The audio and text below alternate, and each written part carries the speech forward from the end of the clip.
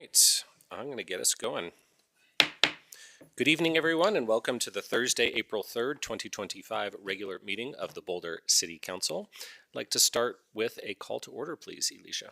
I'm sorry, I already did that, the roll call. If we could get the roll call, please. I knew what you meant, sir. Good evening, everyone, and thank you for joining us. We'll start tonight's roll call, as usual, with Councilmember Adams. Present. Benjamin. Present. Mayor Brockett. Present. Mayor Pro Tem Folkerts. Present. Councilmember Marquis. Present. Shuhard. Here. Spear. Present. Wallach. Virtually present. And Weiner. Present. Mayor, we have our quorum. Thanks so much. I'm going to start with a motion to amend the agenda, and it goes on for a bit, so have patience, please, to add item 8A, which is a discussion and not a 5 request to ask staff to prepare a lunch and learn on human relations. Item 8B, discussion and not a 5 request to add a future matters from the mayor and members of council agenda item on AI practices and policies. And item 8C, a discussion and not a 5 request to add a future study session item on agricultural practices. All in favor, please raise your hands. All right, I got 9 on that. So the agenda has been duly amended. All right, now we're going to go into item 1A, which is a Boulder Arts Week declaration, which I'm going to read. But I did want to share with you that joining us this evening to accept our declaration is Bridget Ryan. Bridget not only serves as the Director of Education and Community Outreach at the Boulder Symphony and Music Academy, but also performs as a dancer with Wild Heart Dance.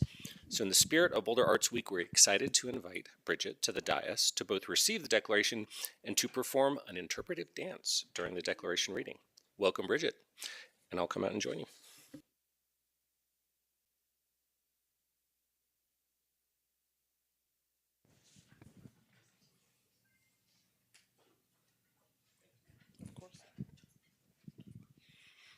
All right, I've read a lot of declarations from up here, but never have we had a dancer up here as well. So, Boulder Arts Week, April 4th to the 12th of 2025. Boulder Arts Week continues to be the city's premier large-scale inclusive celebration of our community's artists and vibrant arts and cultural offerings. Now in its 11th year, Boulder Arts Week 2025 will feature performances, exhibitions, and creative experiences from musicians, dancers, actors, authors, and artists of all media, with events in every neighborhood of Boulder. Boulder stands as one of the most culturally vibrant communities in the nation, ranking in the top 1% for its concentration of artists, cultural organizations, and creative businesses. According to Americans for the Arts, the nonprofit arts sector in Boulder generates more than $115 million in annual economic activity, supports 2,450 jobs, and contributes $21.9 million in local, state, and federal government revenues. Notably, the economic impact of arts and culture funding in Boulder is over 4 times greater than that of cities of similar size, highlighting the city's exceptional creative ecosystem. Beyond its economic contributions, Boulder's arts and culture experiences strengthen community identity, drive innovation, improve social cohesion, and enhance overall well-being. National research consistently links arts participation to lower stress levels, improved mental health, and increased civic engagement. Investments in social infrastructure, such as arts venues, public art, and cultural programming, help build safer, more resilient, and more connected neighborhoods. In recognition of its thriving creative sector, SMU Data Arts, the National Center for Arts Research, ranked Boulder among the top 10 most arts-vibrant medium-sized cities in the U.S. in 2024. Furthermore, the arts play a critical role in advancing the city's key community priorities, offering creative solutions to pressing challenges such as climate adaptation, equity and diversity, and housing stability. By fostering dialogue, inspiring action, and engaging diverse perspectives, the arts help shape a more sustainable, equitable, and resilient future for Boulder. In 2025, Boulder Arts Week will introduce the inaugural Boulder Arts Week Awards, recognizing outstanding contributions to the city's creative sector. These awards will celebrate the dedication and impact of local artists, arts organizations, and supporting businesses, honoring their role in shaping Boulder's cultural identity and inspiring future generations.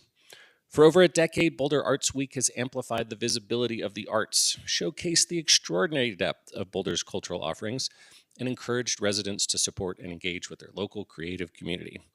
This year, we again invite all residents to participate, celebrate, and champion the arts in Boulder. Now, therefore, be it declared by the City Council of the City of Boulder, Colorado, that April 4th to April 12th, 2025 is Boulder Arts Week.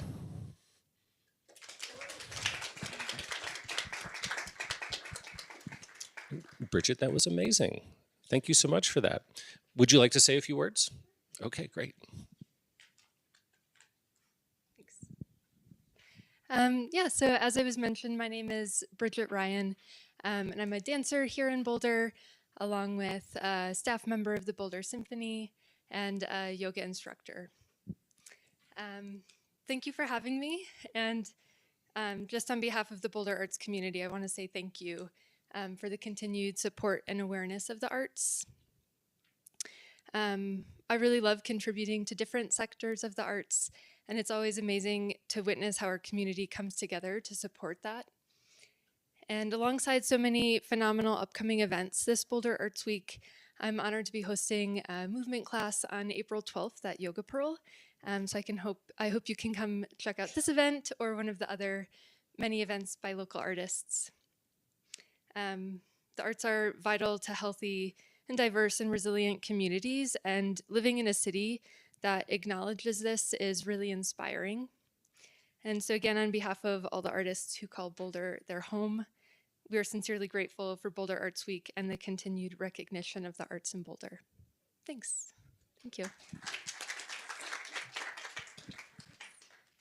That's for you.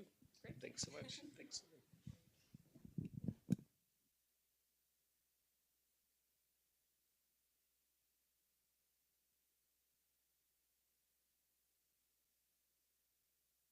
All right, we will now move to open comment. So, Elisha, if you can go over the public participation guidelines, please, ma'am.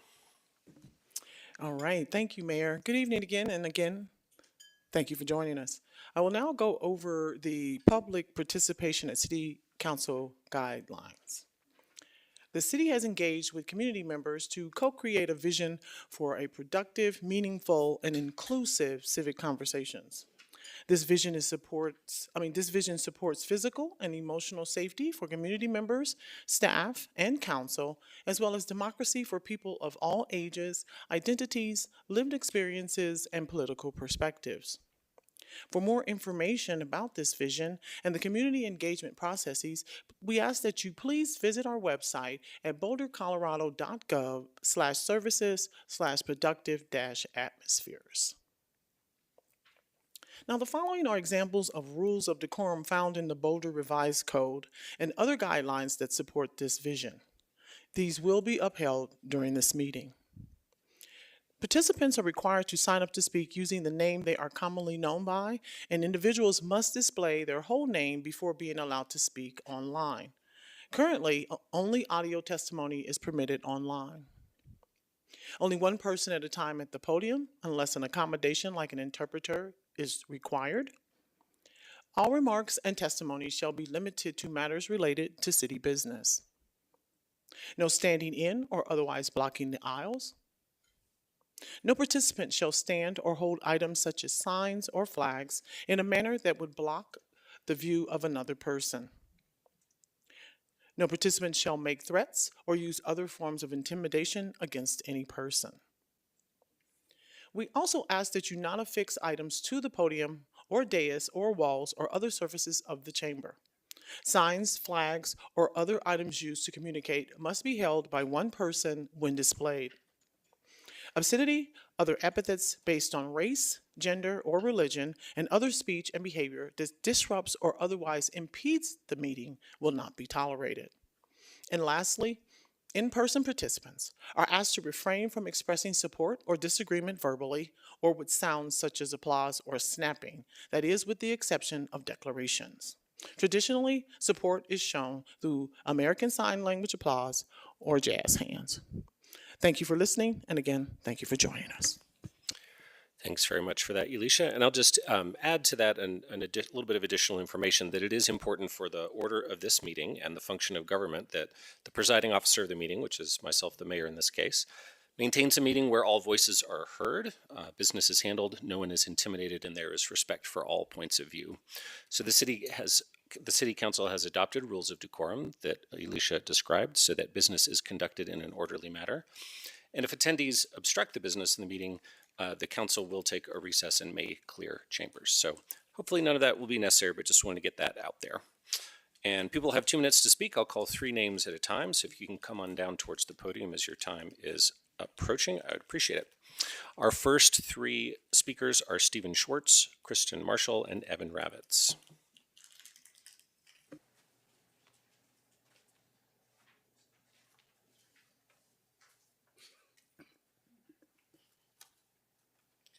Good evening. My name is Stephen Schwartz, and I moved my family to Boulder last summer to be closer to our relatives. Since moving here, I've been shocked by the apathy toward public safety and open drug use in public spaces. Upon my arrival last year, I read about 19-year-old Zaria Hardy being murdered and stuffed into a bike trailer. Just 3 weeks ago, a middle school student was assaulted and sent to the hospital for simply riding his bike on a creek path at noon on a Sunday. 2 days ago in the Pearl Street Mall, police had to respond to an individual accosting young children. I recently took my 8-year-old son to try and enjoy the Boulder Creek to have a lady aggressively scream and throw rocks at us. There was not a single safety officer in sight. The list of stories is endless. Our most prized public spaces aren't safe. I have profound sympathy for the unhoused and feel you are failing to provide them as well as the children of our community with necessary protections from violent offenders. To quote Councilmember Adams, "We are looking to go from good to great. If you feel the safety conditions here are good or great, I must question the council's resolve for providing a safe place for all who call Boulder home, unhoused or not. As a career risk management consultant, and more importantly a parent, I'm pleading with you to adopt a resolution to immediately supply more safety officers throughout the city in order to discourage and prevent criminal activity, not respond to crimes after they've occurred. I know Chief Redfern is eager to meet this challenge, but he needs your support to expand his team. The lack of focus on public safety is deeply damaging to our community on multiple levels. It's impacting those trying to use pathways for alternative transportation, small business owners, tourists, and Boulderites who simply want to go to enjoy public spaces with our children. And yes, it is profoundly impacting Boulder's unhoused population. Thank you for your time. Thank you. Now we have Kristen Marshall, Evan Ravitz, and Rob Smoke. My name is Kristen Marshall. You saw it, you heard it. March left the party like a drunken sailor. Hail damaged some roofs, including at the dairy. It did not, however, dampen the spirit of the Boulder Symphony. The symphony was able to relocate its performance on March 29th to Grace Commons Church. I felt that this performance was stellar. Thank you to the Grace Commons Church for opening its doors and hosting this event. We were reminded of the importance of community. I now want to talk about another ice storm. It is ICE, U.S. Immigration and Customs Enforcement. ICE is threatening our constitutional rights, including the right to free speech. On March 25th, masked ICE agents arrested a Tufts University graduate student. An op-ed that she had co-authored was cited as one reason for her detainment. She is studying childhood education.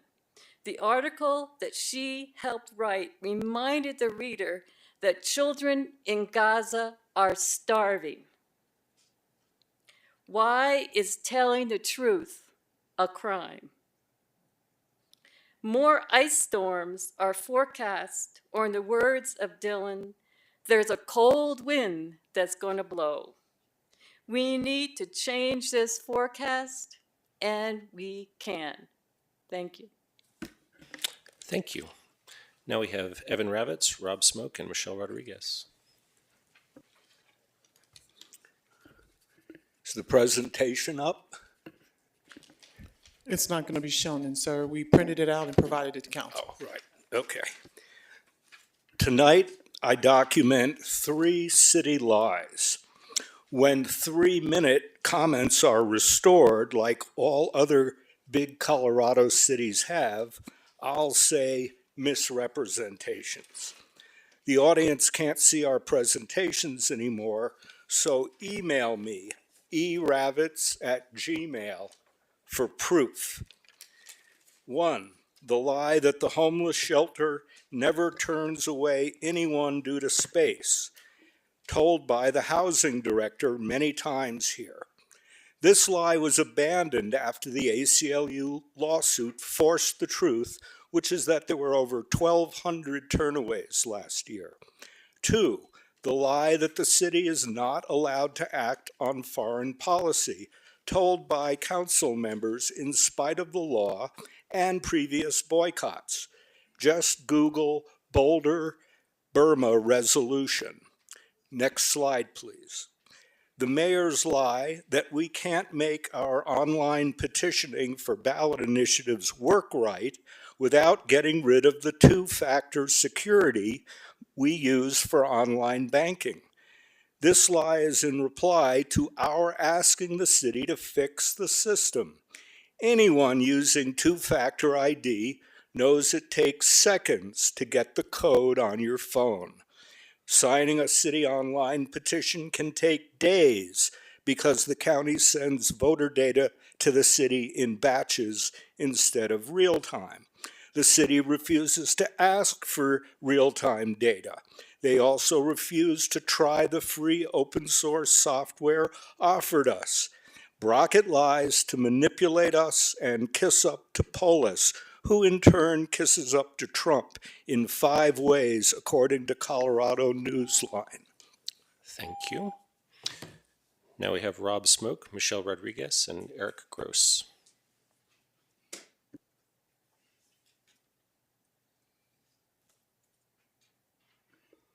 Good evening. My name is Rob Smoke. I live in Boulder. I was here in '81 and ran the Flagstaff 5, which no longer exists. Most of the people who entered that race didn't finish, but I did that day. And I'm happy to be here today, but I think the circumstances are beyond sad. I think the circumstances are just awful. Recently, it was reported that 15 aid workers in Gaza were murdered while handcuffed and then buried with the vehicles, the aid vehicles. And that this was, they tried to cover this up, but word got out and it's been verified. And the UN has really taken exception, but the US has had its military spokesperson stand in front of a mic and say that Israel found that Hamas was using aid workers as a human shield. And these were people who were handcuffed and then murdered. And I think it's just a shame that it's shameful that anyone, either on this council or just generally at this point in time, doesn't know that it is true that a genocide is taking place in Gaza. And it's up to all of us to do whatever we can to try and save as many people as can be saved under really, really unacceptable and horrific conditions right now. So I just ask for free Palestine. It's on my wrist tonight. Thank you. Thank you.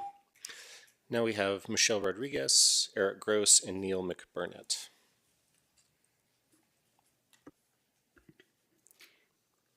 Hi, my name's Michelle Rodriguez, and I'm here today to speak about Zariah Hardy, a 19-year-old woman whose life was taken in our city. Zariah was more than a tragic headline. She was a daughter, a young woman with hopes and struggles, a person who deserves safety, dignity, and a future. Her death is not just a crime, it is a failure of our community to protect our most vulnerable. Zariah was part of the unhoused population, a group too often overlooked, left without resources, and treated as invisible until tragedy forces us to acknowledge them. The man charged in her death is facing first-degree murder and trafficking for sexual servitude with 4 sentence enhancers as a habitual offender. This alone speaks to the horrific nature of what's happened to Zariah. But what makes this even more disturbing is that 2 other individuals have confessed to leading Zariah to the place where she was killed and to selling her for drugs, and yet they are not being charged. How can we claim justice has been served when those who played a role in her death walk free? How can we tell the people of this city that we value human life when confessions go unanswered? We cannot undo what happened to Zariah, but we can honor her by demanding full accountability. We must push for a complete and transparent investigation into everyone involved in her murder. We must also strengthen support systems for unhoused youth, increase mental health and housing services, and create real safety nets so that no one else is abandoned to violence. Zariah deserved better, and it is our responsibility to make sure no one else suffers the same fate. I urge you to not let Zariah's name fade away. Demand justice, demand action. The preliminary hearing is April 10th. So next Thursday at 1:30, her mother will be in town to be able to face the accused for the first time. They need our prayers and our support. Thank you. Thank you. Now we have Eric Gross, Neil McBurnett, and James Duncan.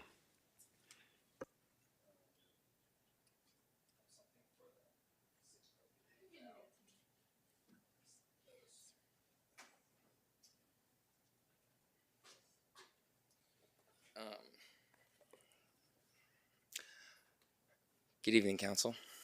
Last time I was here, I showed you something and said, you're not going to like it, and you're not going to like these either. Except these are fresh. This is today. This is yesterday. I don't know what news you see. I only know that most of the people I know see these every day. So at least once every 2 weeks, I want you to at least take a glance. This is another one. And okay, I want to make sure it gets on the camera. The pictures and the posts that you're seeing in front of you are taken or shared by a journalist and poet who has taught at the University of Syracuse. And I believe on that sheet is also a message from the organization Beitar USA, which is, no other way to say this, an American far-right Jewish almost terrorist group who is doxing people and handing names to the Trump administration to have people deported. One of the pictures there, the one with a head, was a friend of that poet. And he wrote this today. Is this really it? Us waking up every morning telling you about a massacre that happened overnight? Is it our only job to report on our deaths, film our cut-off bodies, and ask you for help? When do you wake up? Is it okay with you to wake up to find your house on fire, to find your child charred, to find your wife in a hospital with no medicine, to find your neighborhood a heap of rubble, to not wake up? Wake up! Enough watching us while sitting on a chair or reclining on a couch. We are drowning in your silence. We are screaming, but you took off your ears. You put them in your earbud cases. We see the blood as it gushes from the cases. Your time is up. Please leave the podium. Your time is up. Okay, quiet in the audience, please. Yeah, okay, quiet. Everyone in the audience should stay quiet so that people can be heard. All right? Hey, can we be quiet, please? All right, okay. Please stop with the excess sound. We're going to have to stop the meeting if we can't get quiet in the room. Okay, thank you for the quiet. Next we have Neil McBurnett, James Duncan, and Scott Miller. Hi, I'm Neil McBurnett, and I've lived and voted in Boulder for over 40 years. And can you get more into the mic, please? A key principle of a representative democracy is that voters choose their representatives. But in Boulder's last council election, many voters didn't vote for even one of the winning candidates.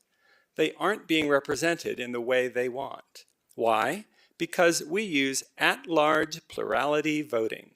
Numerous courts have concluded that at-large plurality voting is inherently unfair and required changes to more equitable systems. Switching to a system with a single winner ward is often suggested, but in that case, even fewer voters would probably feel represented. Incumbent lock-in would be worse, and voters would be at the mercy of gerrymandering. It is time to proactively adopt a fairer method, following the lead of Portland, Oregon, and Cambridge, Massachusetts.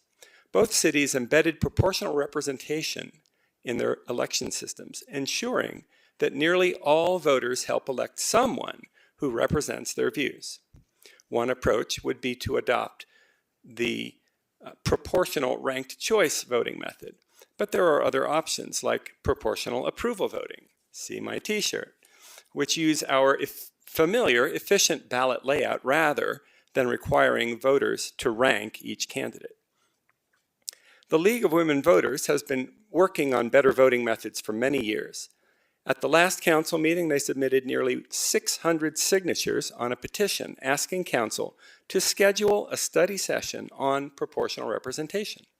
Please do so soon so Boulder voters and the council can get up to speed and adopt a proportional voting method to reduce the number of unrepresented Boulder citizens. Thank you. Now we have James Duncan, Scott Miller, and Eve Partridge.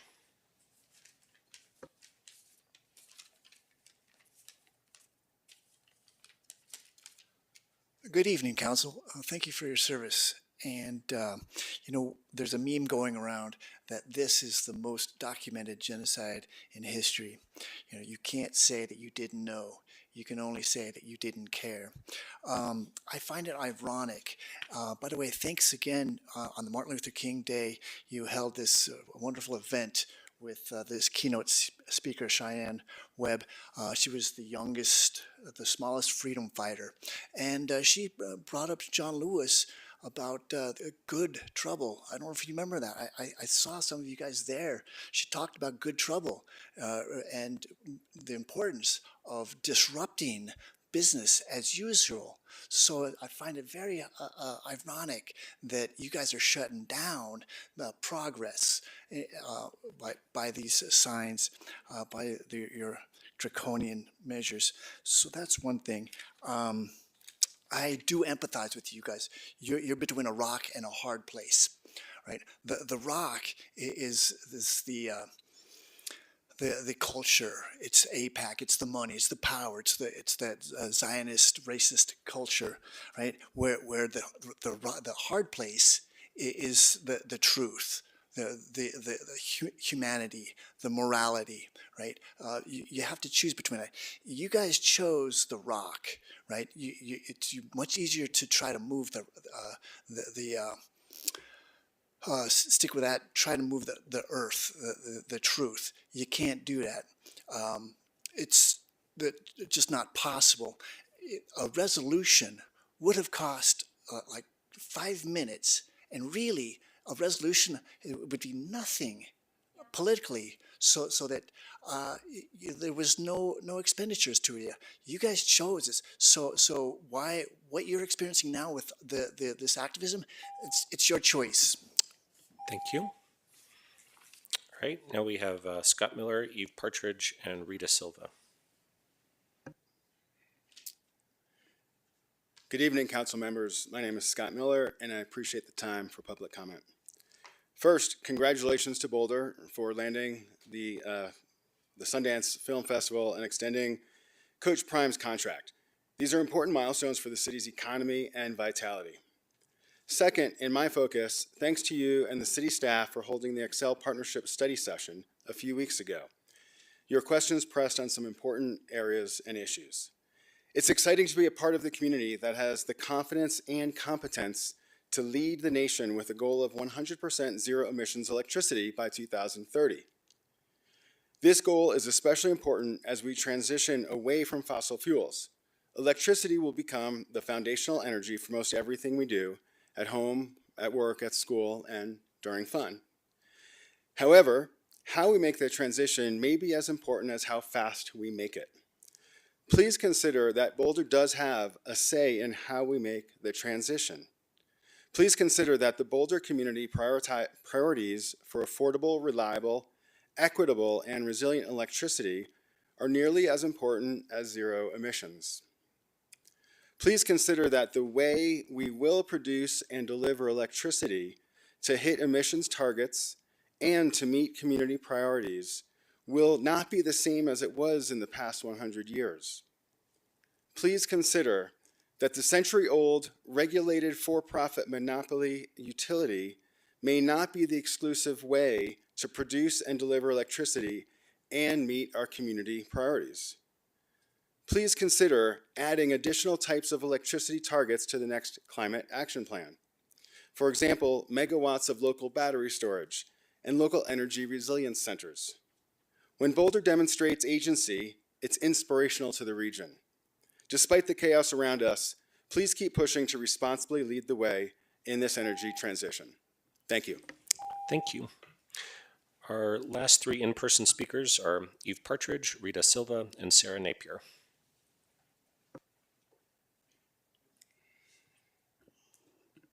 Hi, my name is Eve. I have a Maronite Christian background from Lebanon and Syria. The first Christians were just south in Palestine, and Jesus was originally Aramean and from Canaanite tribes. Numerous holy sites have been massacred by the United States of Israel recently. I've also been thinking about the genocidal distortions that have manipulated the Christian faith in Europe and the Americas in the name of Jesus and Miriam, especially now as our evangelical voter base distorts everything in our current extremist political regime. As a spiritual and healing practitioner, I spend a lot of time studying Abrahamic, Mesopotamic, Buddhist, Vedic, indigenous faiths. While many of us claim one or incremental versions, who here is actually living up to the decency, kindness, and love these faiths actually require? If atheist, wouldn't you know how to be a good person without the oversight of a higher power? If pagan, then wouldn't you know the timeless saying of harm none? If indigenous, then the understanding that all life is sacred. If practicing yoga, we understand the importance of karma and service. Who is your God? Property development, affluence, not the care for the indigenous civilizations or the influence of their greatness. What is your God? Militarization of local police that were near my home last week with the SWAT team for a minor situation? Or bombs that kill my relatives in Palestine and Lebanon and create the quickening of climate destruction and detriment here at home to us and our children? There is a boomerang effect on our society happening, and you choose to ignore and ban women of liberation while keeping white males with money that abuse us close in this room. Who and what is your God, and why does it make me feel physically ill every time I enter this building? In my opinion, I feel there are genocidal entities from the past and the present combined with traumas, manipulation that clearly that prevents the council from seeing the community clearly and the importance but thank you for your testimony. And no applause, please. Please quiet in the audience. And it's time for us to move to the next speaker, please. All right.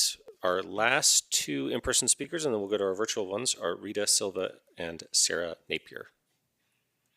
Hello, and it's Frida, F-R-I-D-A, not Rita. My name's Frida. I am a sister, a daughter, a friend, a community member. I'm here today as a concerned citizen to express my concern on the growing attack and suppression of voices speaking out against the genocide of our human man, families, children in Palestine. I'm here to demand three things. One is that the suspension of our community members speaking out against the genocide in Boulder City County to be lifted. Second, that the Boulder City Council create, report, and adhere a ceasefire resolution that condemns the genocide in Palestine. And third, that the city divest from companies who are actively complicit in the genocide of Palestinians. Boulder City gives $1.6 million tax dollars to those companies, namely Caterpillar, Cisco, Microsoft. From the silencing of student voices at Columbia University to my comrades here in this building right here in this meeting, we will not stay silent. We will come meeting after meeting. Our voices will not be suppressed and silenced. Viva la resistencia, viva Palestina. Thank you. All right, no applause, please. quiet in the audience, please, so that everybody's voice can be heard. Okay, last in-person speaker, Sarah Napier.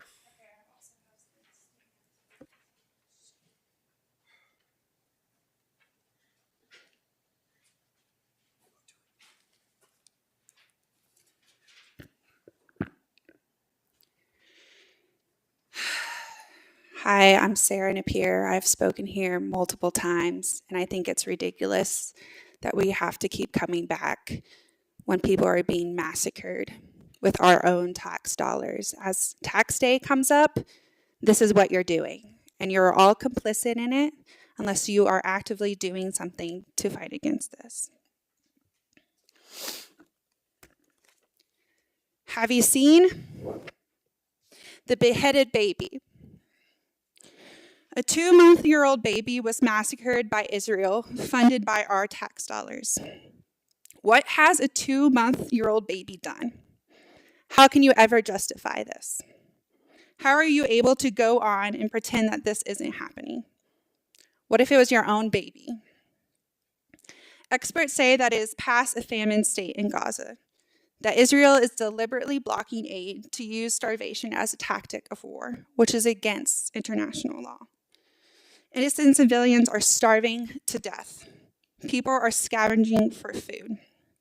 This week alone, Israel kidnapped 15 humanitarian aid workers, cuffed them, and shot them point blank. These are humanitarian aid workers. Okay? Just today, Israel bombed an UNRWA school, killing around 30 innocent civilians.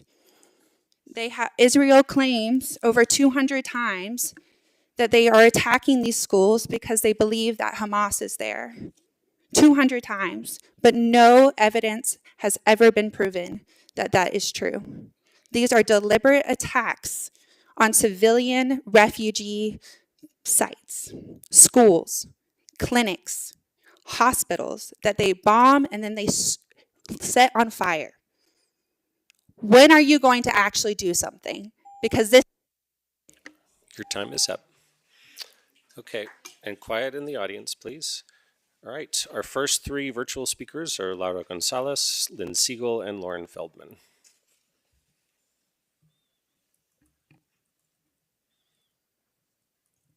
Can you hear me? Yes. Okay. Well, let me start by acknowledging that I'm not prepared today, nor I have been in the last 6 months, which is why a lot of my anger comes out, because why waste my time trying to prepare a quote unquote orderly and diplomatic speech for white people who are not listening? It is disgusting, every single one of you, to have allowed for me to be suspended for speaking my political philosophies and my humanity, to speak about saying no to a genocide where we're paying tax dollars, where we're involved. There are members in this city council that have stocks in Microsoft, like you, Dr. Spear, like your husband. You should be ashamed of that. Tara Weiner, listen, yes, because literally every single thing that you're doing, you're acting like liberals and progressives. Literally your behavior is what's leading to fascism as is today. You are just like the Quiet in the quote audience, unquote please. Nazis who were living in Germany. Thank you, Taisha, for pointing Person out standing up, something please. there. Please sit down. And I No, it's not. Please sit down in the want my audience. 20 seconds back. By the way, can I have my 20 seconds back for the interruption? Because Take 10 more Mayor, seconds. no, 20, because you're terrible at honestly facilitating these conversations. And once your fragility gets broken, then you go to extents to suspend me and then threaten me with the police. That is the most racist shit you can do to any person of color. How dare you threaten me with the police? How dare you suspend it for speaking my religious beliefs that I must speak for humanity? Israel's committing a genocide. Israel's committing a Holocaust in the name of Judaism, which is wrong, and that's not the same thing as anti-Semitism. Anti-Zionism is not anti-Semitism, and every single Zion-Nazi here is a Nazi. That's right. And that is correct, because you are the same people. You are just like those Germans that live their life like nothing, Okay, your time is up. texting around. Our next three speakers are Lynn Siegel, Lauren Feldman, and Julie Schaefer. Why do I bother coming each time? Why do all these people bother? You need to make a resolution. It's 2 minutes for your friggin' resolution. Make one for anti-Semitism too. That's great. Good for you. This is so revolting, so disgusting. You wait until you go up in a mushroom cloud over this issue. You know, Trump's threatening to bomb Iran. You think it's funny? You think that doesn't affect Boulder? It's a local issue. It's right here now. How dare you? How dare you cause us to put up such a fuss? Your whole public comment is composed of this every single week for months and months.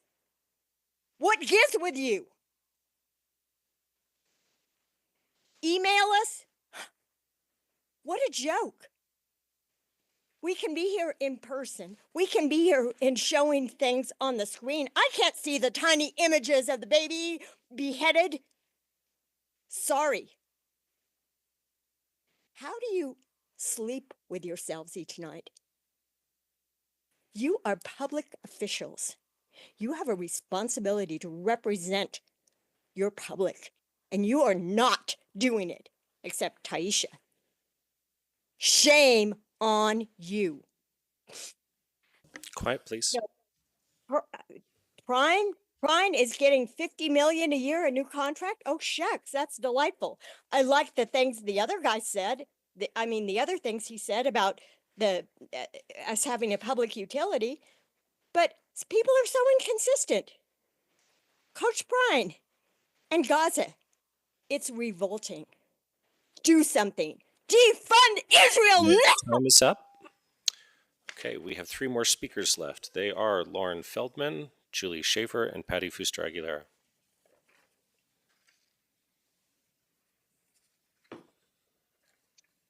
Hi, can you hear me? Yes. Okay. Good evening. My name is Lauren Lambert Feldman, and I live in Boulder. Recently, neighbors and I met with open space staff to discuss issues we are seeing on Flagstaff Mountain. We were very appreciative of their time and the incredible work they are doing to keep Boulder safe and prepared for the next wildfire.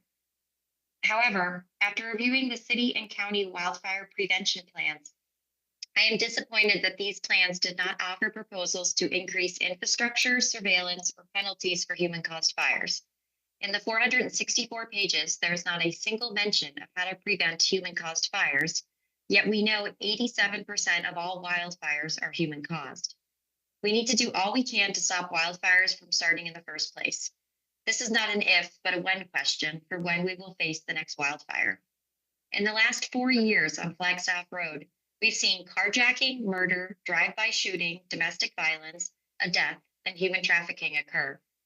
In 2024 alone, we had a fire on April 16th, June 15th, June 24th, July 31st, and November 20th. Starting at 9 p.m., we also hear fireworks and gunshots nearly nightly. If we've learned anything from the LA fires, it's that once these fires start, we have very little control. We also need to acknowledge that OSMP does not have the resources to patrol and deter criminal behavior on Flagstaff Road. This is an enormous public safety issue beyond just fire prevention. Here's a quote from the October staff memo to the board. Quote, ashamed to say it, but due to our minimum staffing levels as of late, deputies avoid proactive patrols on Flagstaff because they know they're going to find some sort of criminal activity that will require an arrest and take them off the streets. We need to either physically close off all the pull-offs or do what Golden did on Lookout Mountain. Facing the same kinds of challenges there, they decided they had no choice but to close the roads to traffic after dark. This is an emergency situation and calls for emergency action. Thank you. Thank you. Our last two speakers are Julie Schaefer and Patty Fuster Aguilera.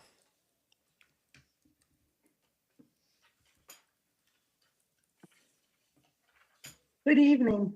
I appreciate the rules laid out at the beginning of the meeting that prohibit calling out specific council members for their religion or peoplehood. That is intimidation, and that was one of the things that you specifically said was forbidden. Listening to council this evening, I'm again hearing that use of intimidating language. I just want to call out the fact that all citizens of the city are affected by that lack of response to those who use terms like I heard tonight, such as Zion Nazis, to describe specific Jewish council members. The majority of council has voted to defeat a proposed ceasefire resolution and a review of the investment policy. Yet council accepts speaker's statements such as all of Tara Weiner's and Mark Wallach's grandchildren and descendants should know that Tara and Mark specifically are responsible for the Holocaust that is happening today. Those words were forcefully spoken 50 minutes into the last council meeting. Does our city government really accept the targeting of Jewish citizens, not to mention fellow council members? This lack of response sends a chill through the city. The film festival relocating to Boulder identified our community as a place of tolerance. If that is so, council must act swiftly and decisively against this targeting of Jews. Within council chambers and within the city, you are sanctioning this speech with your silence. Enforce your own declaration against anti-Semitism. Thank you. Thank you. Our last speaker is Patty Fuster Aguilera.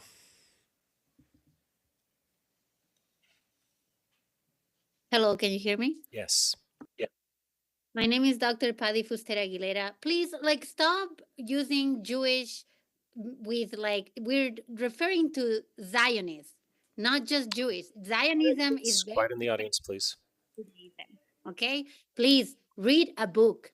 I want you to understand how complicit you are all in this genocide. Your silencing of pro-Palestinian voices and your fake claim on safety when pro-Palestinian voices show up in chamber is so insulting. I'm so ashamed of living and working in Boulder. Yesterday, they announced 5 CU students had their visa revoked. There are abductions by ICE happening all over the country. And you think you have nothing to do with this? You are very much wrong here. You suspend me for 30 days on entering the city chambers just because my sign was too high. This is a ridiculous level of silencing. 8 out of 9 city council members voted in favor of this suspension, by the way. Weiner wanted a metal detector, for God's sake. The 6 cups you bring and spend money on every meeting is what makes people not safe, not our words. Here's the connection, y'all. The way that you keep claiming that you don't feel safe with pro-Palestinian voices showing up in the chambers, the way that you keep silencing is what helps this abduction and this persecution of people using their Faith Amendment right. This is why the federal government is now abducting people, and they will come for you and your families at some point. Just wait for it, okay?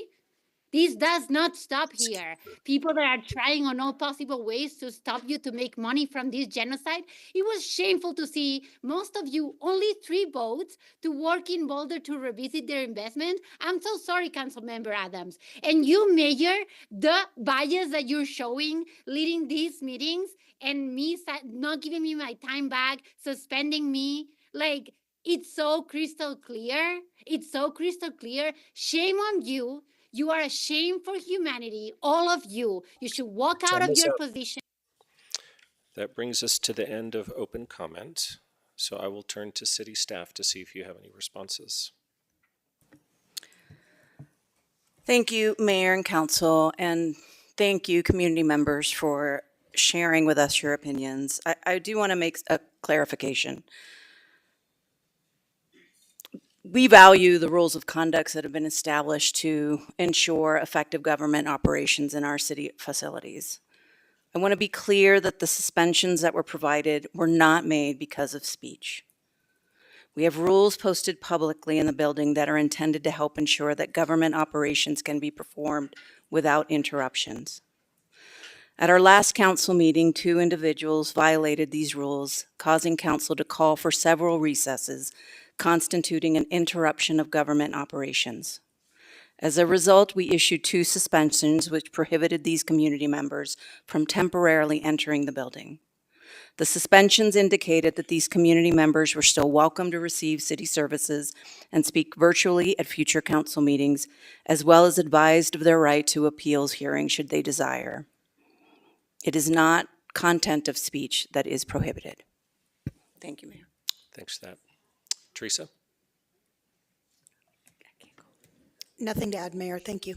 Okay. Any clarifying questions from council members? Taisha?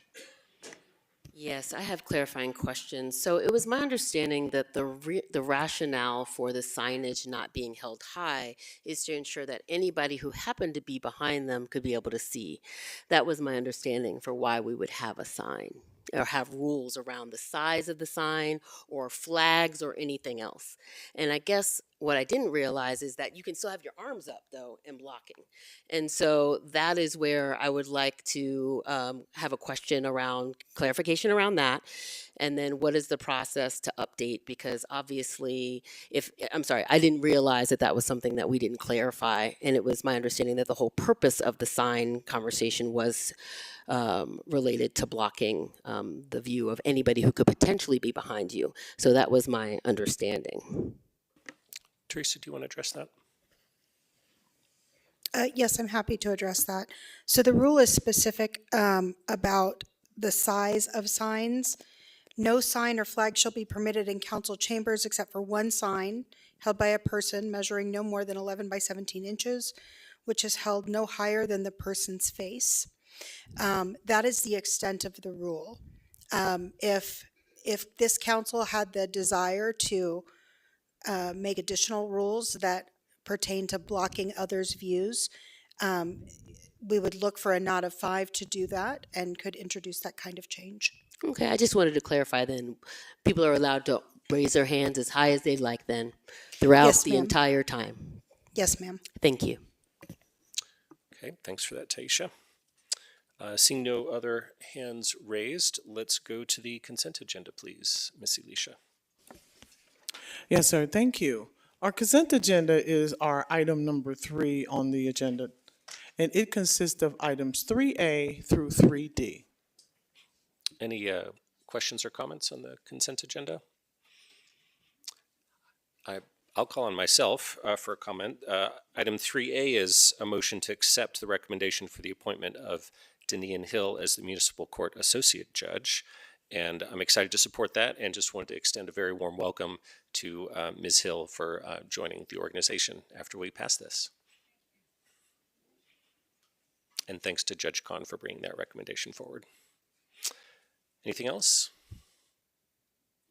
Perhaps a motion? I move the consent agenda. Second? Second. Okay, we have a motion and a second. Can we do a roll call, please, Alicia? Yes, sir. We'll do the roll call for the consent agenda items 3A through 3D. We'll start with Councilmember Wallach. Aye. Weiner. Yes. Adams. Yes. Benjamin. Yes. Mayor Brockett. Yes. Mayor Pro Tem Folkerts. Yes. Councilmember Marquis. Yes. Shuhard. Yes. And Spear. Yes. The consent agenda, Mayor, is hereby approved unanimously. Thanks. And Teresa, can I just get a clarifying question? Would a scarf or other garment being raised, would that constitute a type of sign? Mayor, thank you for asking for a clarification. The rule is quite specific that it applies to signs and flags. And okay, so I'll ask the gentleman to lower that. What's that?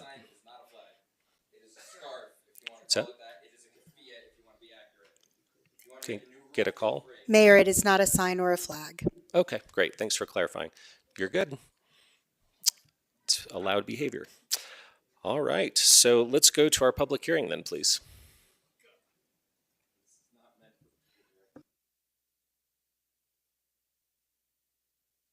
Thank you. Our public hearings are item number 5 on tonight's agenda. 5A is the second reading and consideration of a motion to adopt ordinance 8686 designating the property at 658 Pleasant Street, City of Boulder, Colorado, to be known as the Tierra House as an individual landmark under Chapter 9-11 Historic Preservation, BRC 1981, and setting forth related details. Thank you so much, Mayor. And for this, we'll go straight to Marcy. Good evening, Council. Marcy Gerwing, Planning and Development Services Department. I'll begin this evening's designation hearing by going through the quasi-judicial hearing process. Council members will note any ex parte contacts, any site visits or conversations you've had with community members about this property at 658 Pleasant Street, and I will pause now for any ex parte contacts. Not seeing any. Thank you. And seeing none, I'll continue. Staff will give a presentation. Just quiet in the audience, please. No talking. And council may ask questions. The applicant then has an opportunity to make a presentation, followed by council questions. The public hearing is then opened for community member comments, followed by any questions council may have. And after the last public comment, the applicant has the opportunity to respond to anything that was said. The public hearing is then closed and council can discuss the decision. A motion requires an affirmative vote of at least 5 members to pass. Motions must state findings, conclusions, and a recommendation. And finally, a record of the hearing is kept by staff. As part of the quasi-judicial process, the criteria for your decision this evening is found in section 911.6 of the Boulder Revised Code. And that is focused on whether the designation meets the purposes and standards in subsection 911.1a and section 911.2 of the Boulder Revised Code, in balance with the goals and policies of the Boulder Valley Comprehensive Plan. Looking at those 2 code sections, the first defines the purpose of the Historic Preservation Code, which is to preserve, protect, and enhance historically significant buildings and areas of the city reminiscent of past eras, events, or people, and to develop and maintain appropriate settings to enhance property values, stabilize neighborhoods, promote tourist trade and interest, and foster knowledge of the city's living history. The second provides the types of designations council may pass, including individual landmarks on a single site, containing special character and historical, architectural, or aesthetic interest and value. And the third part of the criteria for your decision asks whether the designation is in balance with the goals and policies of the Boulder Valley Comprehensive Plan, which sets a vision for the future development and preservation of the City of Boulder and Boulder County. These Boulder Valley Comprehensive Plan policies are relevant to this application, which includes protecting sites with cultural or architectural value, encouraging new designations, and working to support historic amenities so they continue to contribute to the economic vitality of the community and foster meaningful connections to Boulder. The options in front of you this evening tonight are to approve the designation, modify and approve the designation, or deny the designation. This application for 658 Pleasant started back in December when the owner nominated her property as an individual landmark. We reviewed the design of restoration of the front porch and a gable roof rear addition and deck. The Landmarks Board reviewed the application at their February 5th meeting with a unanimous recommendation to designate the property as an individual landmark. This was heard on the first reading on the consent agenda on March 20th, and that brings us to this evening, April 3rd, for a public hearing. So this property at 658 Pleasant is located on the southwest corner of Pleasant and 7th, and a portion of the Anderson Ditch runs across the northeast corner of the property. The house faces north onto Pleasant Street, but due to the location of the ditch, the main entrance of the front porch is from the 7th Street via a bridge. The property is not located within a potential or designated historic district. This Dutch colonial revival house has an iconic gambrel roof with a modified L-shaped plan with gambrel ends at the east, north, and west elevations. The hipped roof porch sits at the elbow of the L and is proposed to be removed and replaced with a replica of the original tiara porch. The gambrel ends are clad in vertical board and batten siding, which are proposed to be removed and restored back to their original appearance of narrow horizontal wood siding. The house has a painted brick lower level on top of this cut stone foundation, and character defining features also include decorative leaded glass. Turning to the historic significance of the property, it meets our criteria, including its historic significance. It has a number of owners over the last 115 years, and it is likely that the house was constructed by stonemason Lyman Leland between 1906 and 1909. The Townsend family purchased the property in 1910 and lived here for 50 years. E.A. Townsend ran a barber and beauty shop in Boulder with his son and daughter-in-law. And other notable owners include Art and Babe Daldos, who lived here for 13 years, and Elaine and George Van Boeven, who was a county commissioner in the 1970s. The house meets the architectural significance criteria and is as an example of the Dutch colonial revival style, popular in the early 20th century. It was likely constructed by Leland Lyman, who was a stonemason and worked as a contractor in Boulder and the surrounding area. And he also was responsible for constructing Citizens National Bank in Edmond, Oklahoma, which is a very fine stone and brick building. We'll continue. The property meets the following environmental significance criteria, including the Anderson ditch that crosses the front of the property, creating an unusual and unique site with a bridge across the main entrance. The ditch was constructed in the early 1860s and is privately owned. And even though the lot is heavily vegetated, the building is a familiar visual landmark within the neighborhood and on a corner. The restoration of the striking front porch will make it even more prominent.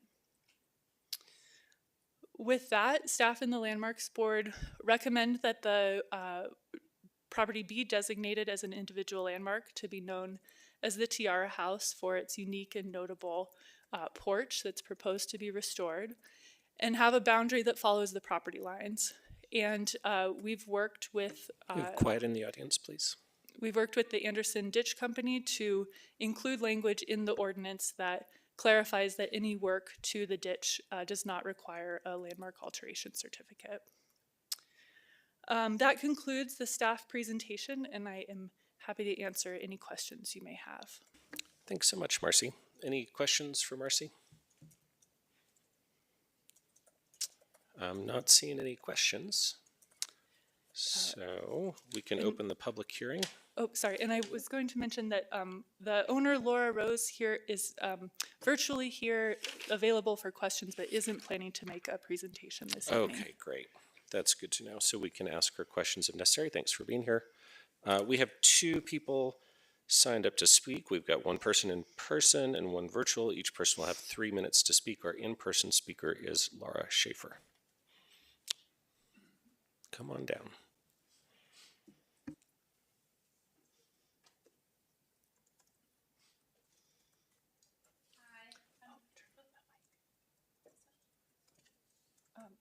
The button down here.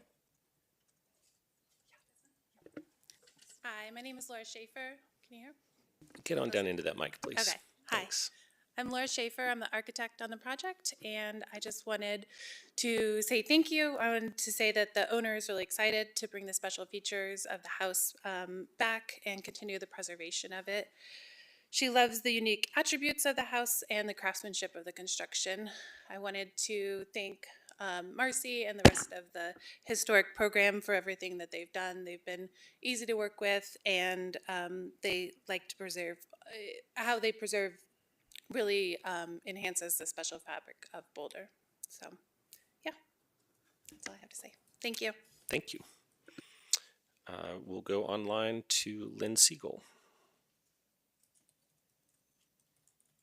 Absolutely, yes, of course. The problem with the demolition board, AKA the landmarks board, is that they don't do this kind of thing consistently. Case in point, 1015 Juniper Street, a beautiful old bungalow that they took down because, oh, it's on the confluence, and the poor owner would have, wouldn't be able to expand the place into a $10 million house without it being demolished. So they demoed it.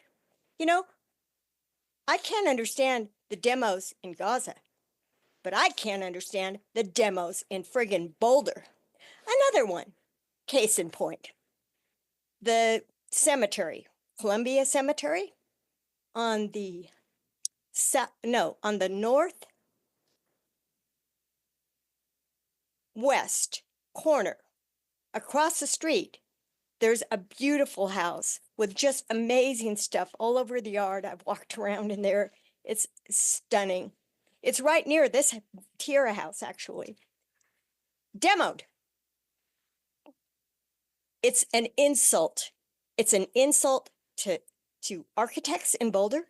It's an insult to me and other people who can appreciate some of these houses, of which I guess, according to last night, Marcy says we have 4% being preserved in Boulder, That's a pretty, I don't, and also, oh, that's like the rest of the United States. I don't care. I really couldn't care less. I care that we're preserving things here. The other place that's being demoed is Broadway and Baseline. Commercial space, oh, because it's on a grade and because they, the reasoning was really bad, that they were given extra, oh, we need more housing in Boulder. The more housing we have, the more with Sundance is going to bring this town down. It's not up, it's down. CU South, it's a toxic cocktail. Flooding, talk about flooding at 1015 Juniper. Boulder's liable. You're in for a big, fat lawsuit, Teresa. Watch out. I don't want to pay for it. And I don't want to pay Coach Prine $50 million a year. Raise. This is revolting. This town is, I'm not from here, thank God. I'm from Pacific Northwest. But this is, I know everyone loves Boulder. I don't love what's going on here. Your time is up, but thank you. Okay. Right. Did we have any questions for the applicant? Anybody have any questions? We'll bring it back to council then for consideration. There's a proposed motion if anybody is interested in making that.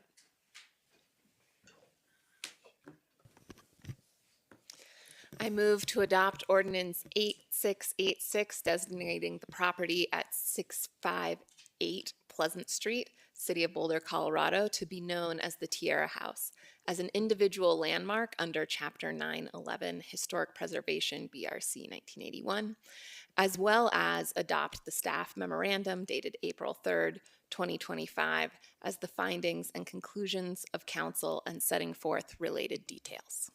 Second. Great, we've got a motion and a second. Did you want to speak to that, Lauren? I just wanted to thank the applicant for coming or being here with us virtually tonight and for bringing this forward for us. It's a lovely house and I look forward to seeing the eventual restoration work. Thanks. Tara, do you have anything? No? Okay, great. Roll call, please.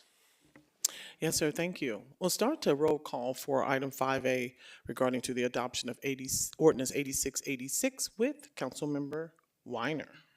Yes. Adams. Yes. Benjamin. Yes. Mayor Brockett. Yes. Mayor Pro Tem Folkerts. Yes. Councilmember Marquis. Yes. Shuhard. Yes. Spear. Yes. And Wallach. Yes. Ordinance 8686 is hereby adopted unanimously.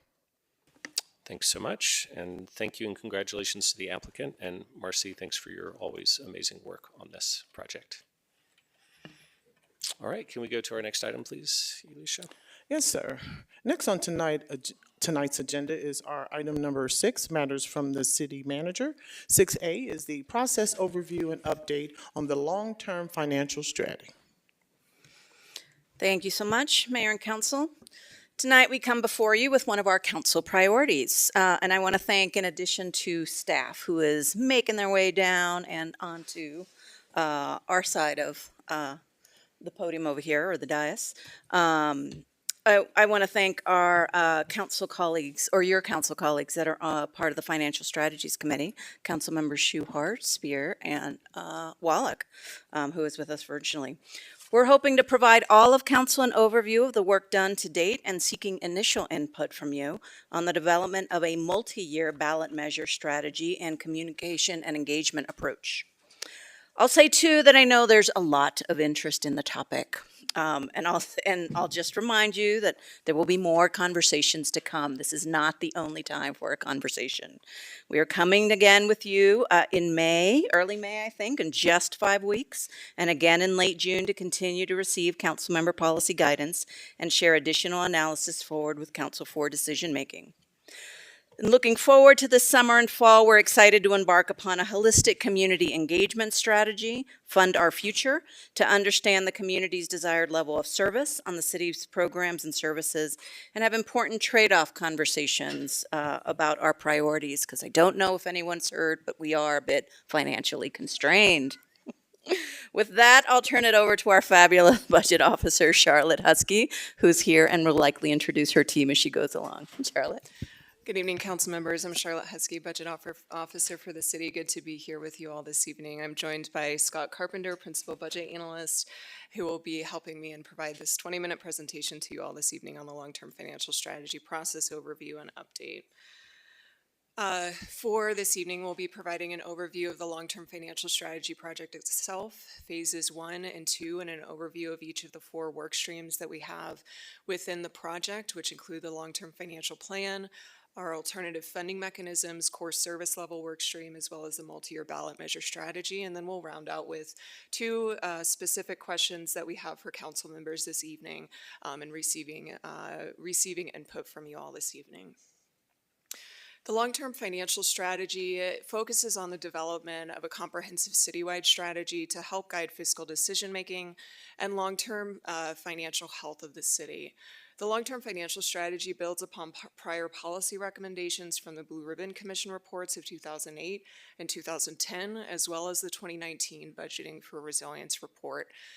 These key findings and recommendations included calling for a comprehensive financial plan for the city of Boulder, cautioned the city's over-reliance on sales tax, as well as the dedication of funding sources, recommended the identification of core services, of core city services, and service level prioritization, and encouraged the development of an outcomes-based system for budgeting. Within our project, we've developed 4 primary work streams with 2 phases of work, with policy guidance that we receive on a monthly basis from the Financial Strategy Committee members. We'll receive policy guidance from the full City Council this evening and be sharing forward the following touch points that we have with Council coming up. And then we also have an internal steering committee, internal executive steering committee that we meet with on a monthly basis as well.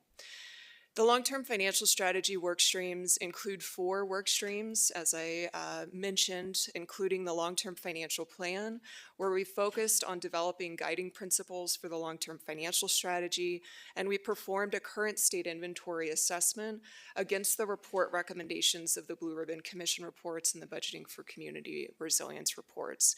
Phase 2 of this work stream focuses on the development of a 5-year comprehensive plan. Alternative funding mechanisms focuses on identifying alternative revenue opportunities, including looking at taxes, fees, and other revenue opportunities within this work stream. The core service levels workstream focuses on identifying the levels of service that the city should provide for programs and services through benchmarking analysis that will be performed, as well as community conversations, as Nuria mentioned, holistic community conversations that are to come with our Fund Our Future engagement strategy. And then finally, the multi-year ballot measure strategy focuses on the development of a multi-year ballot measure approach for 2025 and 2026, and performing comprehensive community engagement through Fund Our Future community conversations that are to come this summer and fall. As we go throughout our presentation, I wanted to share forward the questions for City Council that we'll be focusing on this evening. That includes the first of whether council members have any questions or feedback on the long-term financial strategy, multi-year ballot measure strategy for 2025 and 2026, and specifically on the multi-year ballot measure framework that considers exploring two recommended tax ballot measures for the 2025 ballot and looking at our approach for 2026 potential tax ballot measures. Our second question focuses on whether council members have any questions or feedback on the approach of the long-term financial strategy community engagement strategy, and specifically the role of council members in supporting this effort moving forward. So focusing first on the long-term financial plan, the long-term financial plan focuses on the city's financial governance framework and the development of a 5-year comprehensive financial plan. Included within this work stream is the establishment of guiding principles, revisions to specific financial policies and procedures, and the development of prioritized recommendations for future revenue updates. The long-term financial plan phase 1 focused on a current state analysis of recommendations looking at recommendations and what recommendations have been achieved within the Blue Ribbon Commission reports of 2008 and 2010 and the Budgeting for Resilience report.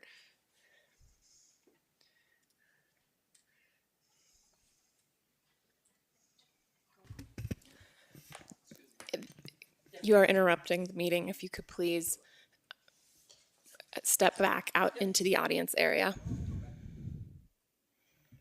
I'm just concerned about the city's long-term financial planning.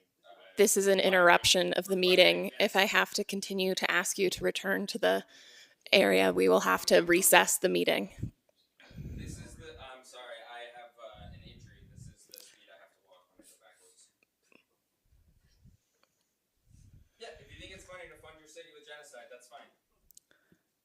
This is an interruption of the meeting. Please take a seat or we will have to recess the meeting.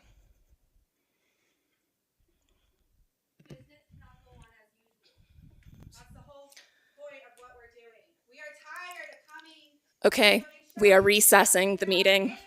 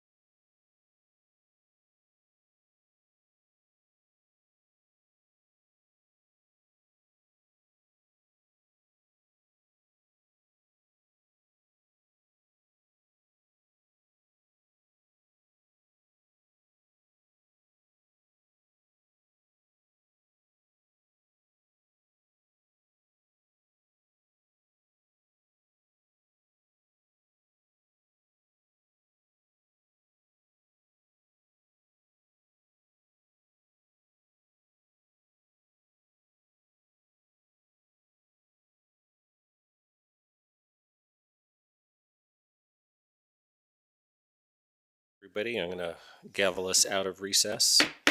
Just to note that because of persistent disruptions that we're not ceasing, we have cleared the chambers, but we are back in session now, and thanks to Mayor Pro Tem Folkerts for taking over for a couple minutes, so I took a short break. And I'll now hand it back over to staff. Thank you, council members. So in looking at the long-term financial plan, which is our first work stream within the long-term financial strategy, we performed a current state assessment inventory against the recommendations of the Blue Ribbon Commission report of 2008 and 2010, as well as the Budgeting for Community Resilience report of 2019. There are several key findings associated with these, including an over-reliance on sales tax and our need to diversify our revenues. The high dedication, noting the high dedication of our revenues and really focusing on increasing flexibility of funding. Funding challenges to meet core service needs and balancing community priorities, particularly given our constraints of dedicated funding, and focusing on prioritizing core services based on criticality of need, and focusing on a citywide budgeting approach that focuses on implementation of outcomes and measures aligned to citywide goals to ensure efficiency of services and city programs. The long-term financial guiding principles were built based upon these prior policy recommendations from the Blue Ribbon Commission report and the Community Budgeting for Community Resilience report, including 3 guiding principles that are leading this work forward. That includes the fiscal sustainability and sufficiency, equity, and resiliency. Under fiscal sustainability and sufficiency, we're focused on the stability and predictability of our city core service levels. We're focused on ensuring the diversity of our revenues, the flexibility of our revenues, as well as the sufficiency of our revenues to be able to meet core service needs and community priorities. Within our principle of equity, we're focused on revenue structures and financial policies that aim to reduce tax and fee burdens on historically disadvantaged groups. Within resiliency, we're focused on our ability to adapt, to anticipate, adapt, and recover quickly to adversity and change, supported both by a diversification of our revenues as well as sufficient reserve levels. Phase 2 of the long-term financial plan workstream will focus on the development of a 5-year comprehensive plan that will look to uplift our guiding principles in the city's financial practices and policies, as well as implement key recommendations of the reports. This effort will be further informed by the comprehensive long-term financial strategy and other work streams within the long-term financial strategy phase 2, including additional research and analysis that we will be performing on revenues and service levels, and community conversations to come this summer and fall through Fund Our Future on priorities of services and programs. For the next 2 work streams, I'll hand it off to Scott Carpenter. Thank you, Charlotte. Good evening, Council. I'm Scott Carpenter, Principal Budget Analyst, and I will spend the next few slides talking about 2 of our work streams, core service levels and alternative funding mechanisms. The alternative funding mechanisms work stream focuses on identifying and analyzing additional revenue opportunities, including performing a comprehensive review of existing revenues and considering potential new revenues to support the city's programs and services. In phase 1, we conducted a current state inventory of existing fees and reviewed our citywide fee policy.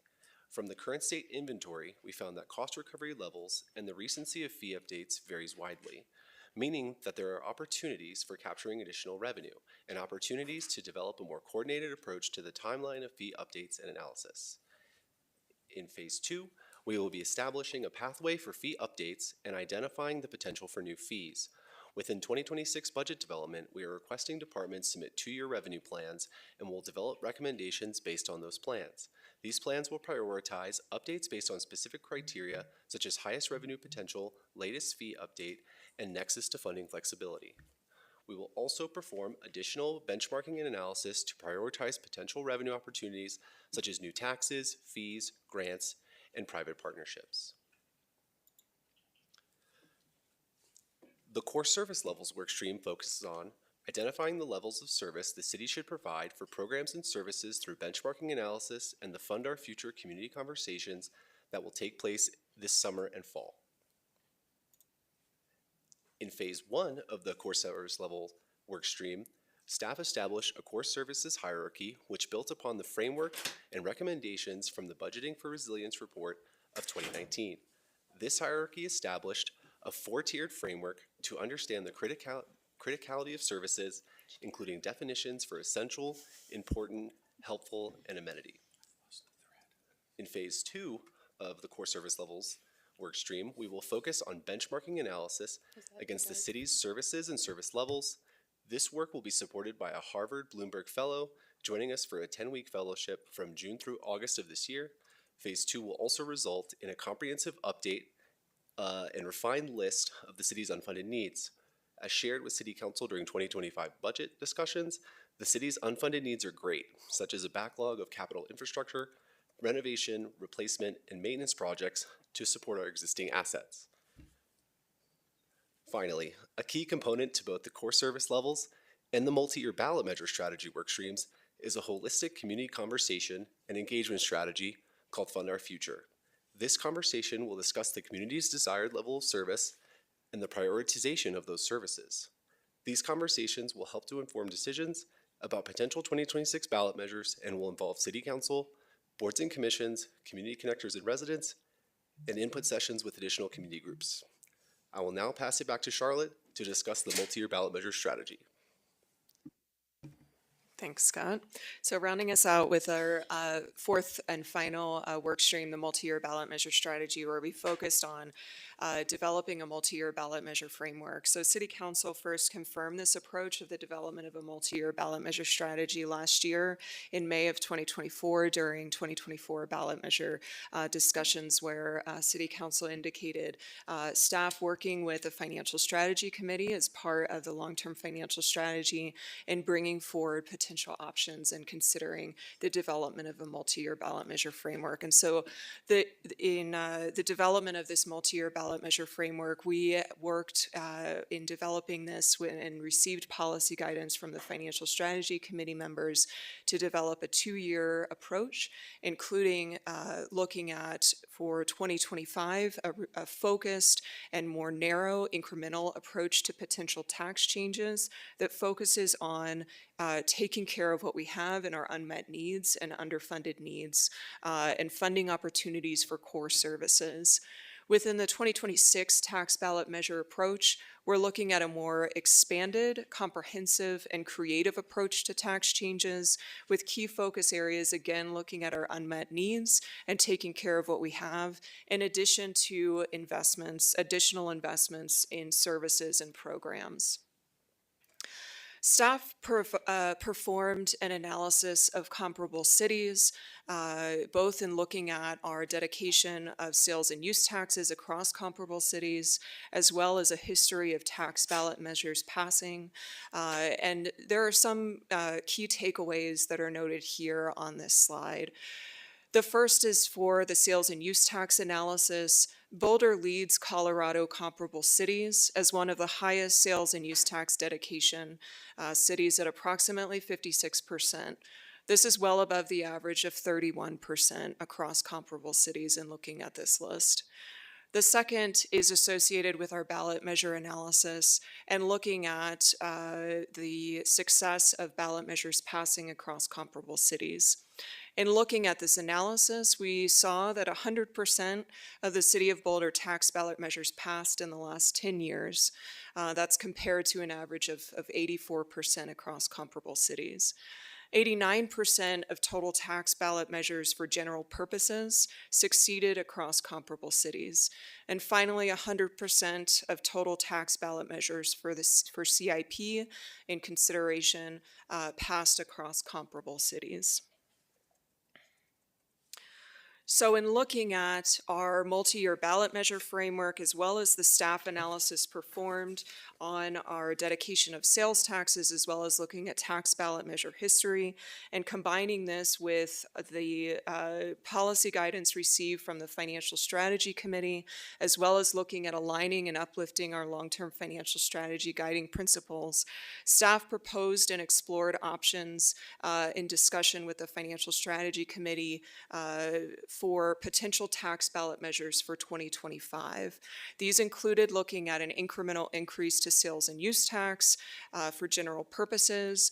We explored combining existing sales taxes to support capital infrastructure needs. We also looked at extending existing taxes such as the Community Culture Resilience and Safety Tax, and creating new taxes such as the public realm property tax, an occupation head tax, or a vacancy tax. Ultimately, in discussing with the Financial Strategy Committee, the Financial Strategy Committee recommends for full council consideration 2 ballot measures for 2025, and that includes looking at an extension of the existing 0.3% Community Culture Resilience and Safety Sales and Use Tax from 2036 through 2050, or considering a permanent extension to continue to support city infrastructure and maintenance projects, as well as nonprofit capacity building support and capital investments. The second includes the exploration of the creation of a public realm tax, which would increase the existing permanent parks property tax from 0.9 mils to 2.252 mils and expand the use of this tax, allow debt issuance, and support infrastructure and capital maintenance projects more broadly within the public realm. This would be inclusive of parks, open space, civic buildings and areas, as well as investments in the public right-of-way, such as streets, sidewalks, bike lanes, and multi-use paths. There are a couple of items to highlight with these 2 potential ballot measure options for 2025. Particularly within CCRS, we estimate an approximate 15 million of annual revenues, annual sales and use tax revenues, with 90% of those revenues that would be supporting city infrastructure projects and 10% of those revenues supporting nonprofit organizations. Our existing sales and use tax, as we have shared forward with City Council previously, has been fully leveraged, and we're excited to have advanced funding for over 20 key capital projects. And the extension, some of these key capital projects include the renovation of the East Boulder Community Center, the completion of Fire Station 3, replacements of Fire Stations 2 and 4, critical bridge replacements, for example. And this extension of the CCRS tax also aligns and support our long-term financial strategy guiding principles when thinking of revenue sufficiency and funding flexibility. Through the public realm tax, we are interested in exploring how we can increase revenue sufficiency for our existing assets, including the needs that are already served by the permanent parks tax. So the intent here is not to take away from the permanent parks funding source, but to look at exploring how we could grow and expand our revenue sources. There are some considerations here in looking at the city charter, particularly in looking at whether we would be interested in amending or repealing or replacing. And the last item to note on these is that we will be coming forward to City Council with 2025 statistically valid polling results in late June for council consideration.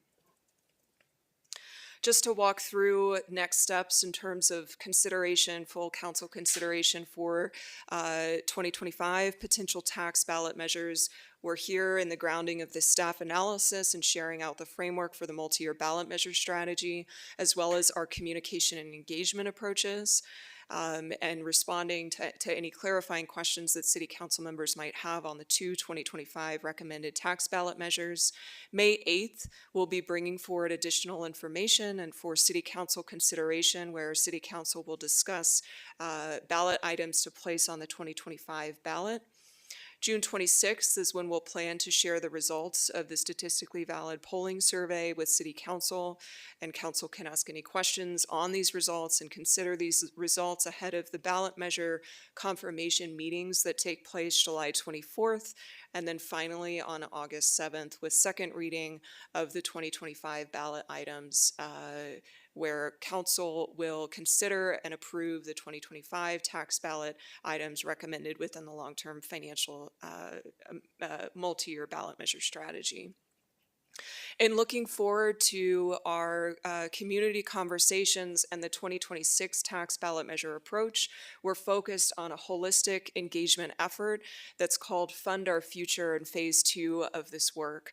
This will look at receiving input from diverse stakeholders on trade-off of and having conversations on trade-offs of service level priorities, helping to educate the public on the city's budget and financial constraints. And there will be many council member opportunities for support in these engagement sessions, as well as activities this summer and fall. We'll also plan to perform a statistically valid polling survey for 2026 for consideration of any tax ballot measures in 2026. And finally, the focus of this effort is really to look holistically and comprehensively across the community and receive input from them as we move forward in this process. And finally, in looking at the timeline associated with phase 2 of Fund Our Future, we are kicking off preview sessions with board and commissions and community groups next week, with board and commissions in April and community groups in May. We'll have a grounding and framework discussion with City Council June 12th at a community and council forum. From July through October of this year, we'll have community conversations with information and input sessions, as well as other online platform input opportunities, such as through Be Heard Boulder. January through March of 2026 is when we'll be performing and bringing forward performing our polling survey for 2026 and having completed our revenue analysis for tax and revenue considerations. And then in May of next year is when we plan to come forward back to council with a long-term financial strategy update and considerations on the 2026 tax ballot measures. So finally, rounding out, these are the two questions that we have for council this evening, focusing on the multi-year ballot measure strategy, as well as our community engagement strategy and the role of council members in supporting this effort. All right, thanks so much for that action-packed presentation. It's great information. So let's start with clarifying questions, just factual clarifying questions, and then we can move into answering the questions that staff has asked of us. Mark. Yeah, I have a couple of questions. The first is, how much can the city realize from the proposed CCRS extension? If we are looking at the CCRS extension, the total amount that we would be looking at is $15 million annually.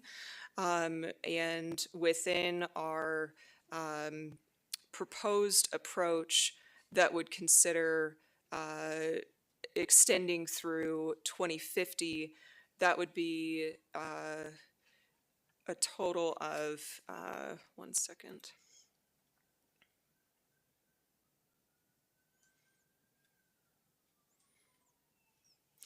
If we're looking at extending from 2036 to 2050, that would be approximately 195 to 210 million. For the full extension, with 175 million to 189 million, that would go towards city projects, and 19.5 to 21 million that would go to support nonprofit organizations if we were to only extend it to 2050 and not permanently. Okay, well, that's some progress. As part of the staff memo, you provided us a list of $376 million of unfunded projects. But I note in that list there are a substantial number of what I would regard as operating projects as opposed to infrastructure type projects. Why is that? And how will that list be winnowed down to something a little more workable? So thank you for the question, council member. So one of the things that we noted in the attachment is that we will be bringing forward a refined list of unfunded needs forward later in the June-July time period. So we are working currently as part of the 2026 budget process and updating that unfunded needs list. In looking at our 2025 tax ballot measure approach, we discussed and focused truly on taking care of our unmet needs and backlog of infrastructure projects, in capital replacement and renovation and maintenance projects. And so that is the focus for consideration of the two measures that we're considering, which would help to support the backlog of capital costs that we have at the city. Regarding the operating projects, again, that is something that we are looking at more holistically as part of a refined unfunded needs list that will come forward and be prepared in June and July of this year. Okay, and my last question is, I note there's a substantial concentration on the unfunded needs list of projects relating to first, rec centers, which is about 35% of the entire list, and obviously would be much more than that with respect to the entire funds that we could generate from the CCRS extension. And also there are several different parks projects totaling almost $100 million. And I'm wondering how we are going to get a greater variety of projects in here, and not simply utilize this tax on just one or two categories of project. And let me just throw in the last part of that question is in the list of unfunded projects, I did not see a whole lot of, bridge repair and that sort of common sense infrastructure repair. And I'm wondering where all of that is going to be located.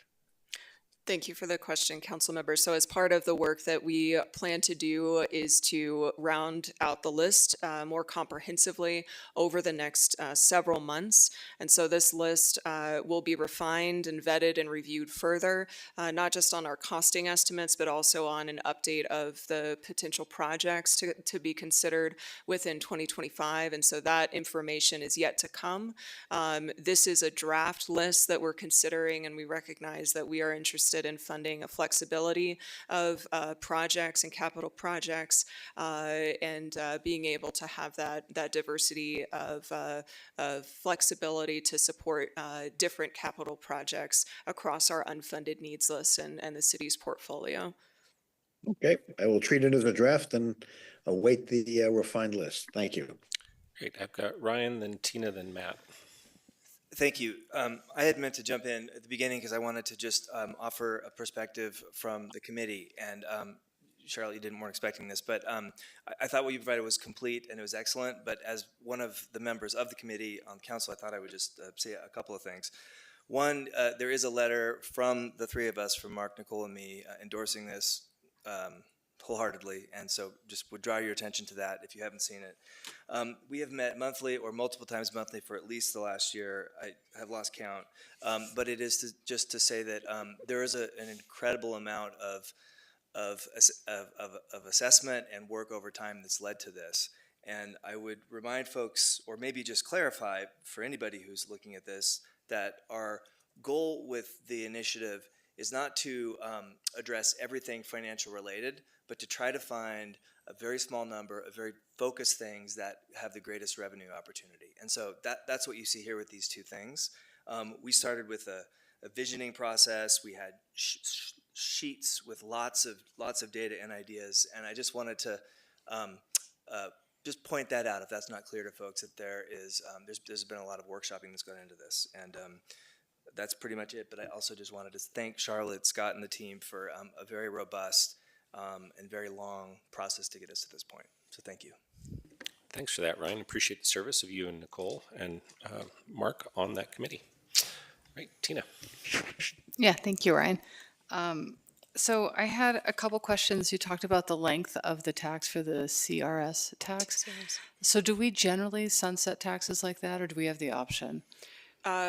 We have the option to, but we have historically generally had term lengths for all of our sales and use taxes, and in our appendix, I think it is F,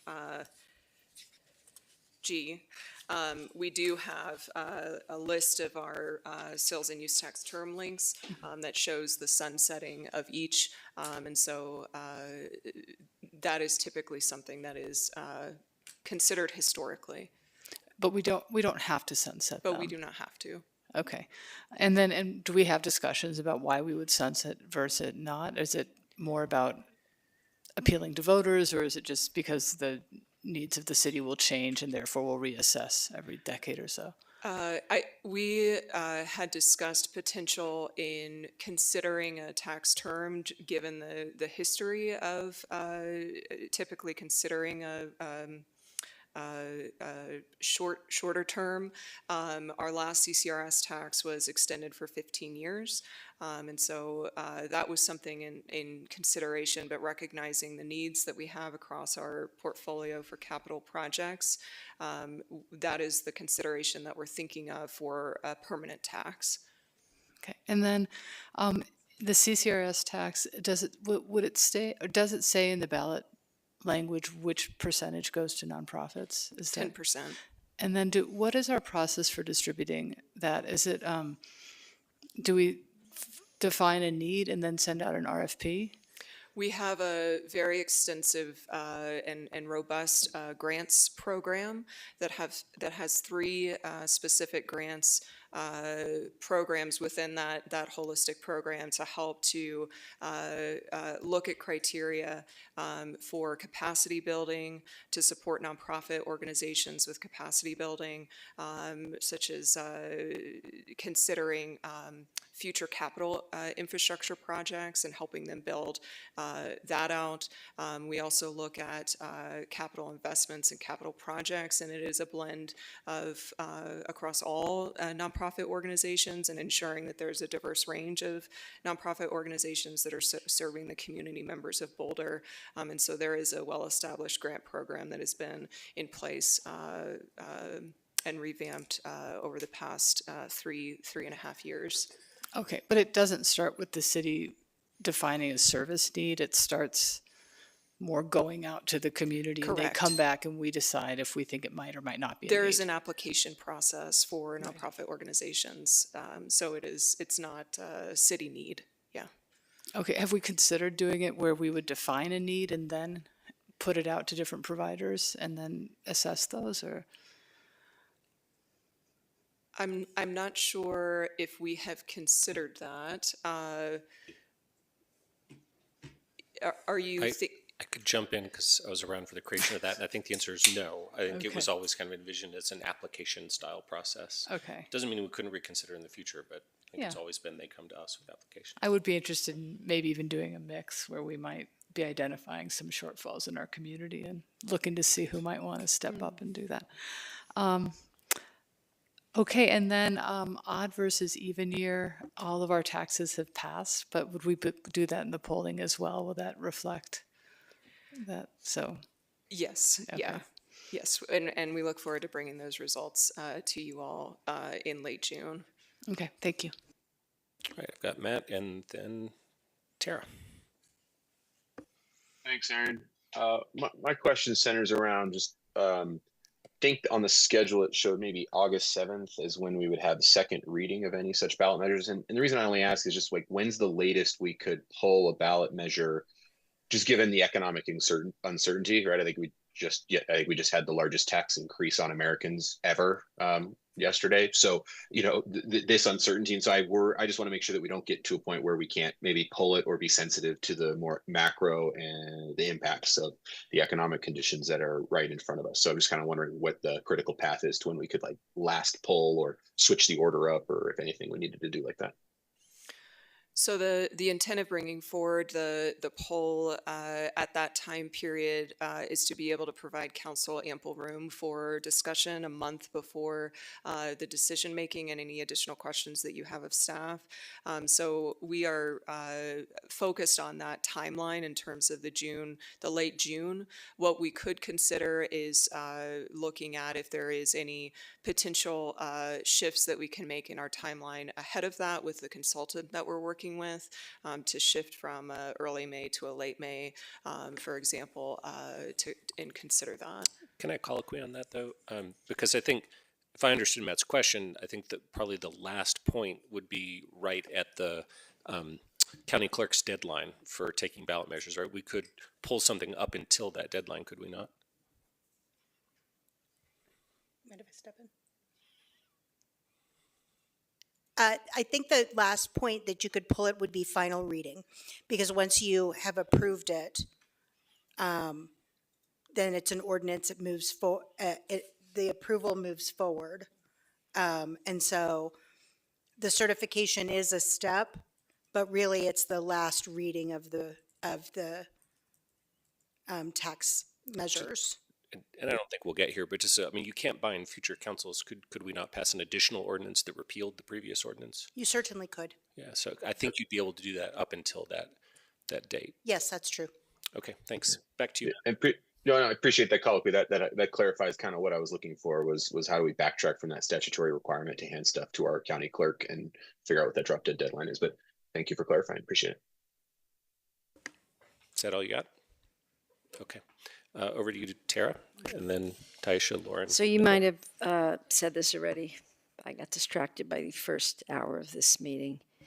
Are you planning on running both the CCRS tax and the public realm ballot measures on at the same time on the same year, and that's this year? That is up for the full council consideration. So one of the items that I failed to mention during the presentation is that these two options are considered for 2025, and that was looking at, and we received input from the Financial Strategy Committee of if we were to consider bringing forward potential tax ballot measures to not consider more than two. And so that's why we narrowed in on the two options that were brought forward to you all this evening. City Council has the opportunity to consider placing both of these on the ballot, one of these on the ballot, or none of these on the ballot. And so it is over the next several months up to the full City Council to consider these options as part of this work. Okay. In regards to the letter that Eric Budd sent, did you consider, or was this the first time, have you considered that 2026 would be a better, my goal is for it to pass, so I'm worried it's not going to pass. So have you considered what he said in your decision-making for having them both run this year? I might need some additional clarification on the Because letter that you said that I it's think Nicole has a thought from the Strategies Committee. Yeah. So, and I think, and please, Charlotte, correct me if I'm wrong here. What we're trying to understand at this phase is kind of what questions council has about these potential ballot measures. The May 8th discussion, I think, is the one that we've targeted for really having that, solid debate. And then as we progress through our ballot measure process, as we always do, over the summer, we will have polling data and everything as well to help inform our discussion. So tonight it's, and again, correct me if I'm wrong, but really we're just trying to understand like what questions do people have. We've had some discussions about this on Financial Strategy Committee, but we're only 3 of us, not all 9 of us. So we understand there are more questions out there, but that decision making about, should we do 2? What's it going to look like? What kind of polling data do we have? All of that will come in later discussions than tonight. Okay, I have a lot of, I'm only going to ask one more of all my questions because of time. So Parks and Rec Department is underfunded, and the permanent parks property tax has been one of the most important things in the funding. So what is to prevent the money in the new public realm tax to be diverted to non-park projects so that we don't even have that money? I mean, I understand what you're saying about we don't want to have such specific uses for our taxes, but in this case, parks really does need more money than it has. Thank you for the question, Council Member. I shared in the presentation, within the consideration for the public realm tax, we're really considering not taking away from the existing permanent parks tax funding, but looking to expand in addition to and on top of that funding that currently exists. And so we would be able to have the flexibility to fund additional projects such as parks and public right-of-way, and look more holistically and be able to leverage that funding more efficiently with that flexibility. I thought there was some confusion in the wording of the public realm tax. You included open space, which I'm sure you didn't mean open space, but it sounded like open space, which already gets a lot of money. Right. And so some of the wording even sounded like some parts of the CCRS tax. So I'm going to talk about that later. All right, Taisha, then Lauren, then Nicole. Yes, hello. I just had a couple of questions, actually.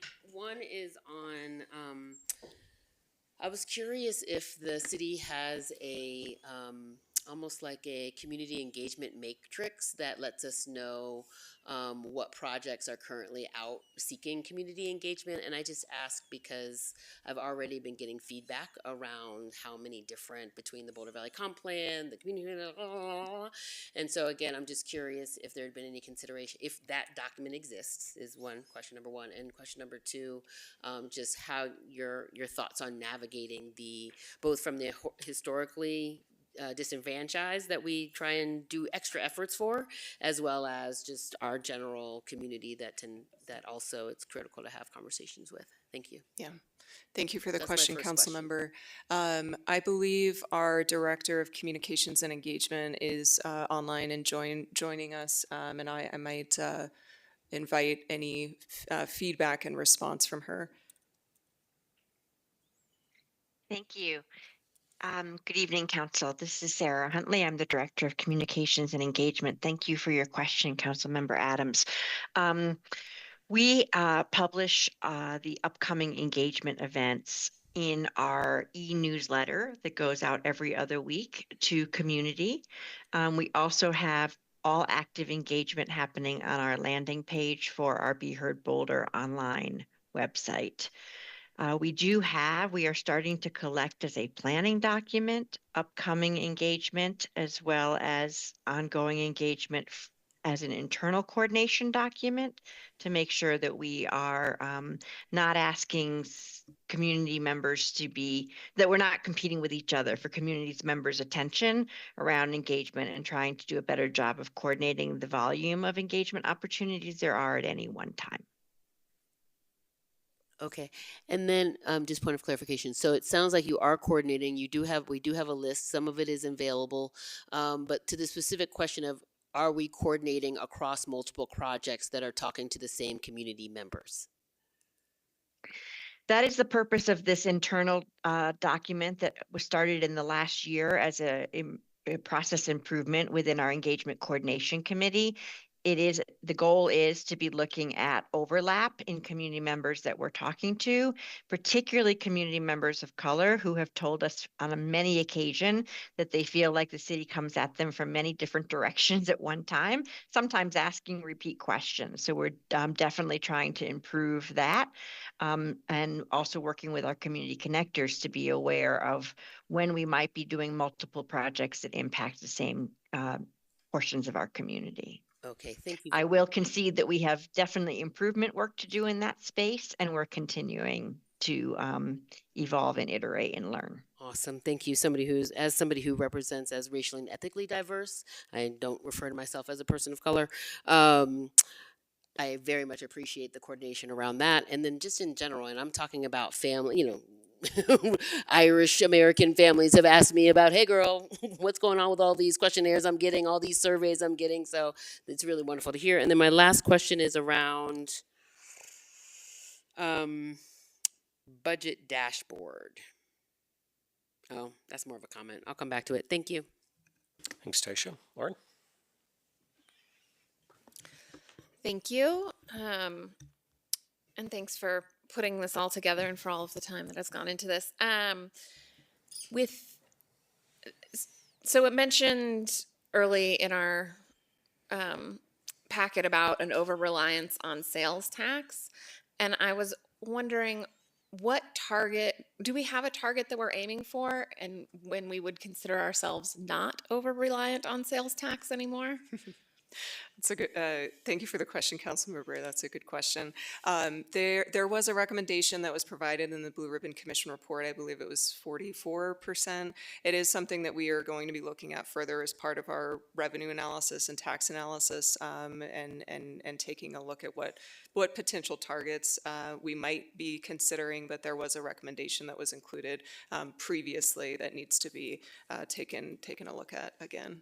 And where are we at in comparison to that right now? We're currently at about 50% if we exclude utilities. Thank you.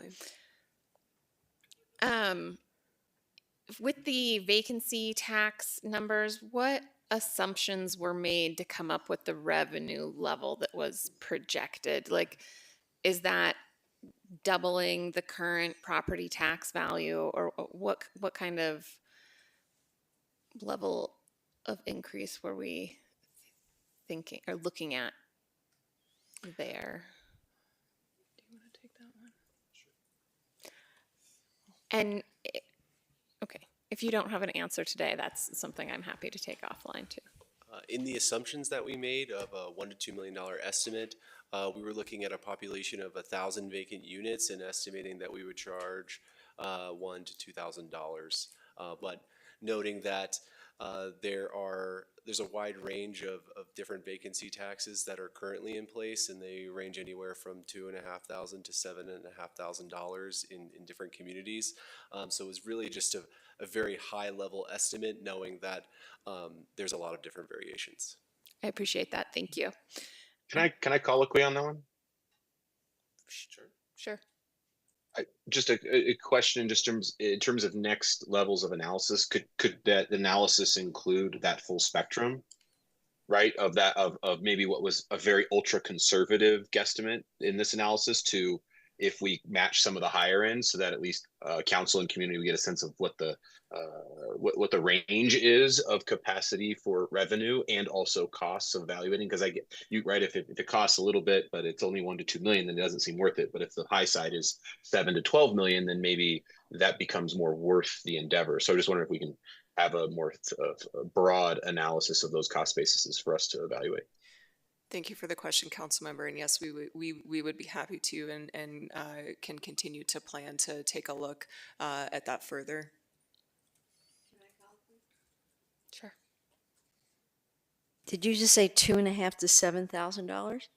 In the is that where, like here in Colorado, or? It's across, the analysis was performed across the U.S. And so in looking at the options, I believe we looked at 5 different cities, and the one that was the highest was in Minneapolis. So I'm just curious why you picked lower than the least.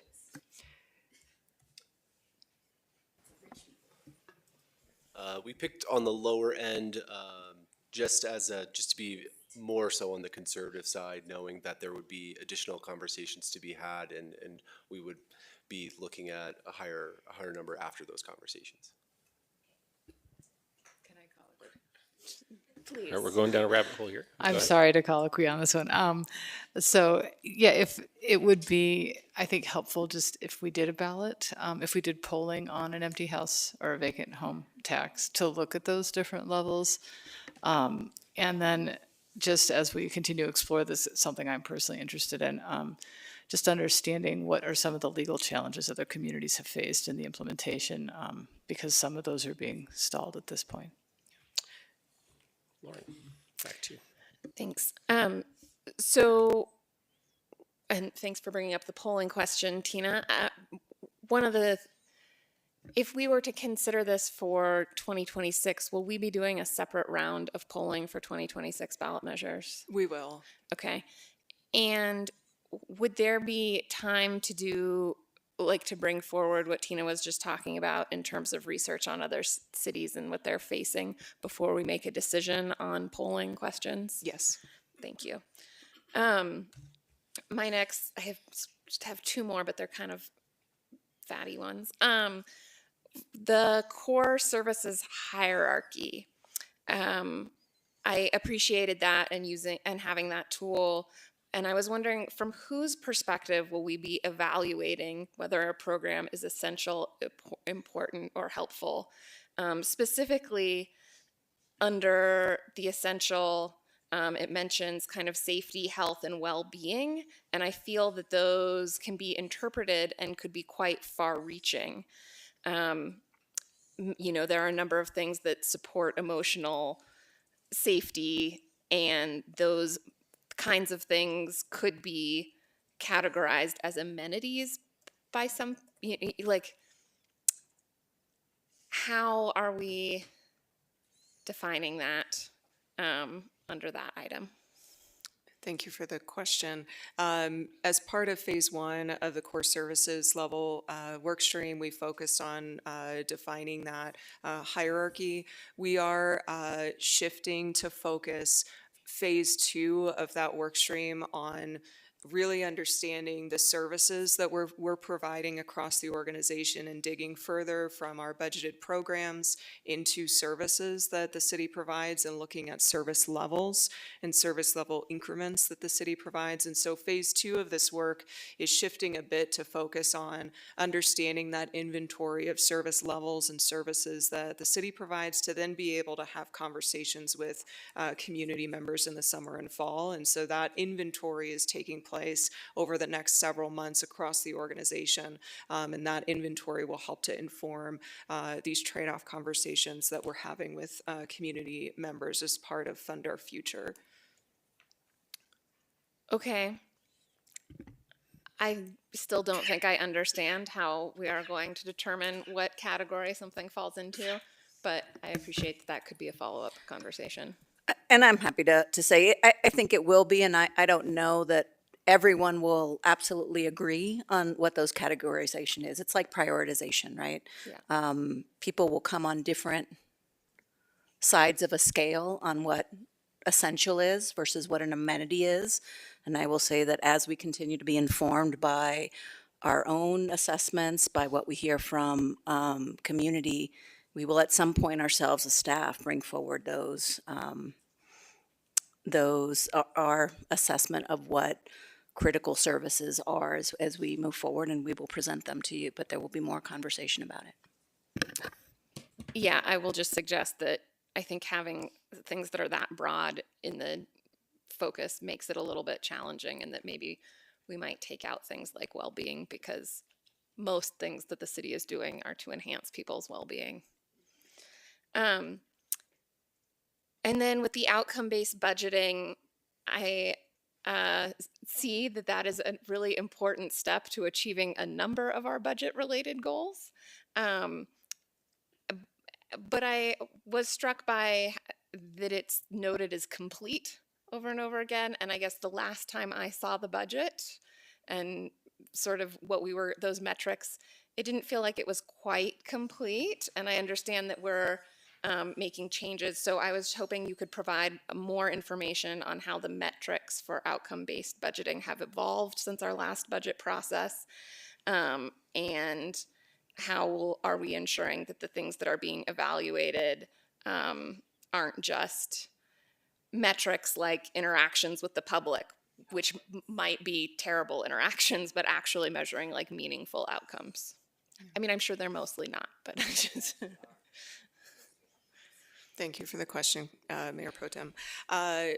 One of the reason it was listed as completed is really recognizing the city's 3-year implementation effort that took place to finalize the framework of outcome-based budgeting for the organization, and so that's why it was marked as completed. We recognize in the organization that we are continuing to iterate and improve year upon year on this effort, recognizing where we are today. We are also continuing to partner with our AT enterprise data team and them helping to inform the work that goes into the development of outcomes and measures. And so we are continuing to focus on that in the 2026 budget development process. And we just kicked off internally a few weeks ago for this 2026 budget development and focused on iterating and improving upon those outcomes and measures that you currently see in the dashboard. Thank you. That's it for my questions. All right, Nicole, and then I'll wrap up our questions. Awesome. Thank you. I didn't actually think I had any more questions after all of our FSC discussions, but I did. Sparked by my colleagues, so thank you. One of the questions that I had was around the sunsetting of taxes. And so, we've historically had the option to sunset taxes, but the Blue Ribbon Commission report suggested this wasn't such a great practice, if I'm remembering correctly, but I think there was a caveat. And I was just wondering if you could clarify what the general Blue Ribbon Commission guidance was for sunsetting taxes, if it was something that we were never supposed to do, or maybe sometimes with a caveat, because I can't remember. I believe the Blue Ribbon Commission report distinguished between capital and operating for taxes, and happy to look further and get clarity on that, but that's what I recall. It is something in thinking about the recommendations put forward from the Blue Ribbon Commission, we want to be able to analyze them at current state, and if there are updates of the recommendations or potential changes to the recommendations from that time period, it would be something that we would be looking into further as within phase 2 of the work. Okay, thank you. And then my other question was kind of around a similar thing with dedicated funds, and is that was another thing that, we've talked about this for the last 4 years as well. And the public realm tax will be slightly more flexible because it's moving away just a little bit from some specifically dedicated funding. Is this strategy for the public realm tax? Would you consider that consistent with the Blue Ribbon Commission suggestions? We would consider it consistent with their recommendations and thinking about funding flexibility and the expansion of the funding source. Yes. Okay, and then along those same lines, can you just remind me what % of the parks budget is currently from the tax that this potential ballot measure would expand?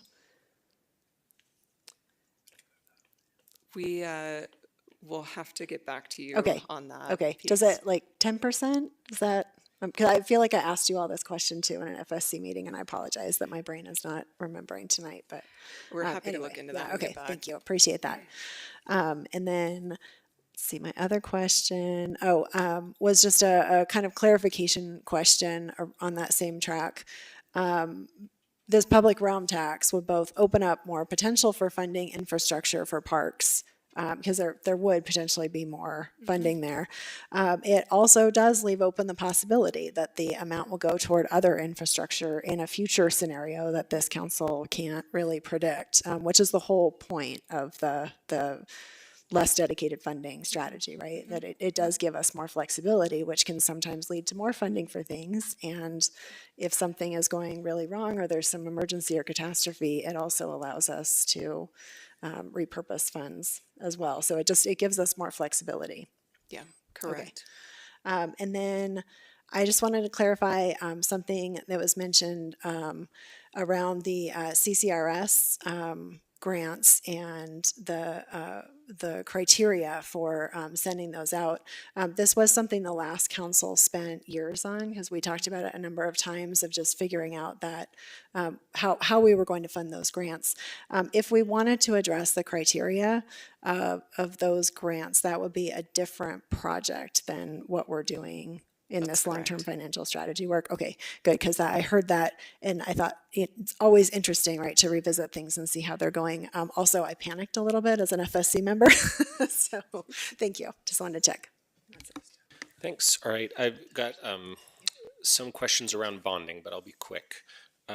So the CCRS tax currently runs through 2036. Correct. Have we bonded that entire capacity of that tax out through that We sunset? have not yet, we have considered a planned debt issuance potentially in 2026. It is something that we're taking a look at further as part of the 2026 budget development process, but we have not issued any debt associated with CCRS yet. Okay, zero so far. Zero so far. Okay. So we haven't tapped that yet. Okay, so let's assume that we extend the CCRS tax in perpetuity.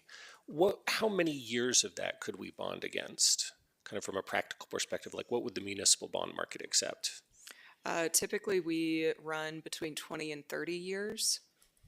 Okay, makes sense. And then my last bonding question is, with the public realm tax, a question about the current parks tax, is that bondable?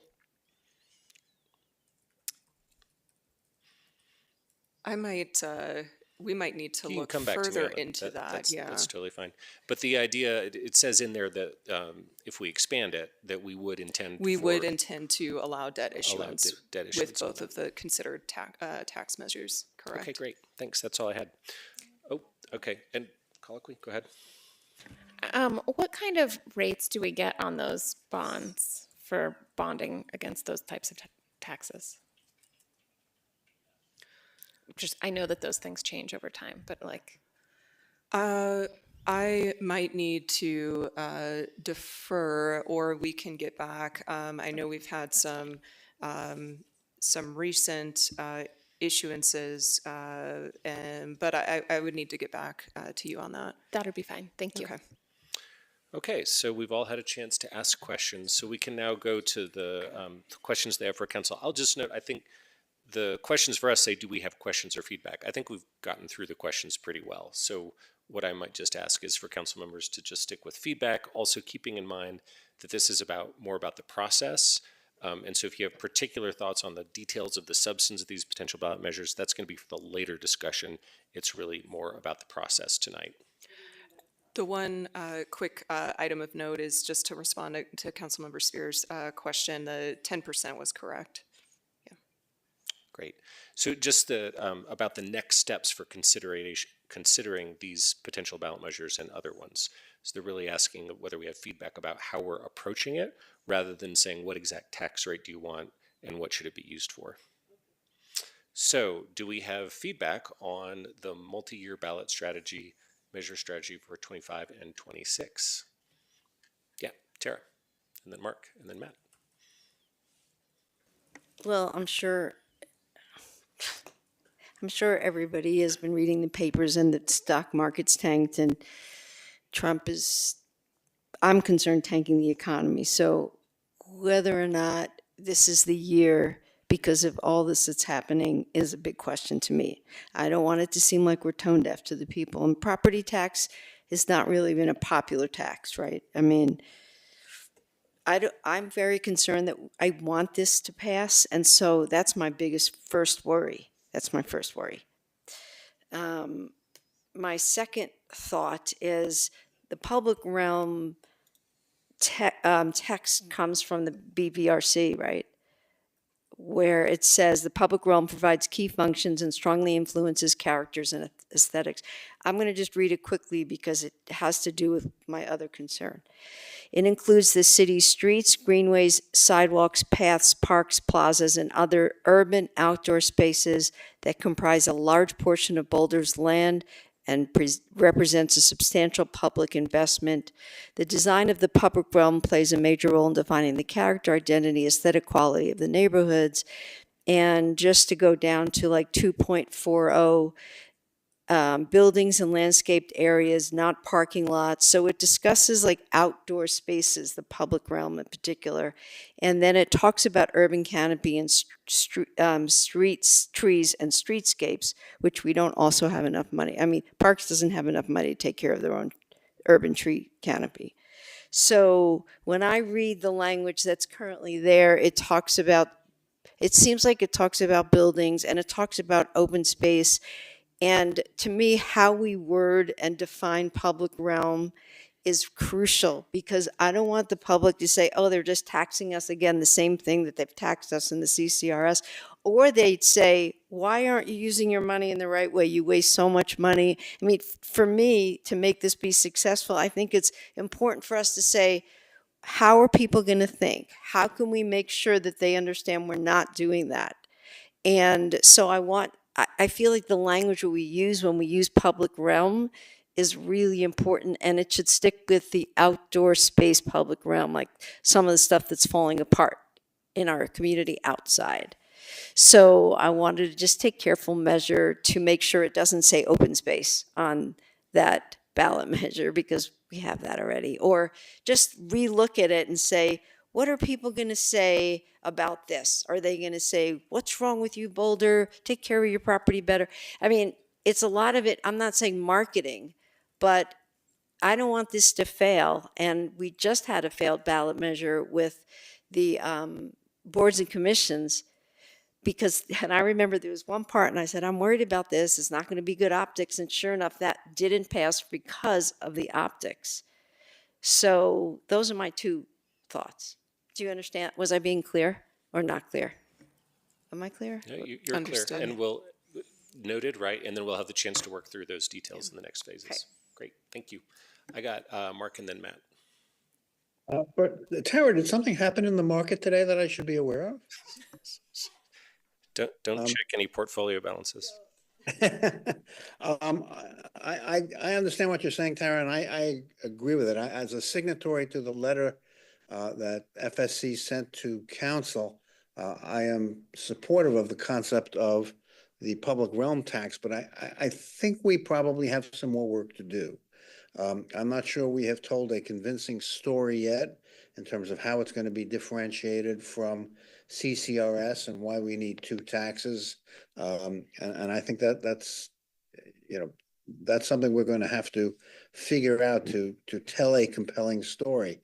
As everyone knows, we received an email from the progressives raising some issues concerning the public realm tax, its prospects for approval, and the hurdles it might face as both as a second tax matter on the ballot and as a tax increase, unlike the CCRS tax extension. And to my great surprise, I agree with a number of points raised in that letter, which is both interesting substantively and to me is a clear indication that the apocalypse is upon us, if I can be in that degree of agreement with them. But I think we have a little more work to do to get this tax in a position where it might pass. And obviously the polling will tell us a lot about that. But I'm hoping that before we put it on the ballot in its final form, we can work a little bit to tell a convincing story. I'm like you, Tara, I would very much not like to go forward with a tax that's going to fail. That is really going to be harmful to our efforts to obtain the kinds of revenues we need to do the things we need to do in this city. So that's my hope, is that we can apply some effort to making this a more comprehensible tax that people will understand as A, is necessary, and B, worthwhile, that they are prepared to increase their tax burden in order to make it happen. So that's my hope, and hopefully we will be able to do that over the next couple of months. Thank you. Thanks, Mark. I got Matt and then Nicole. Thanks, Aaron.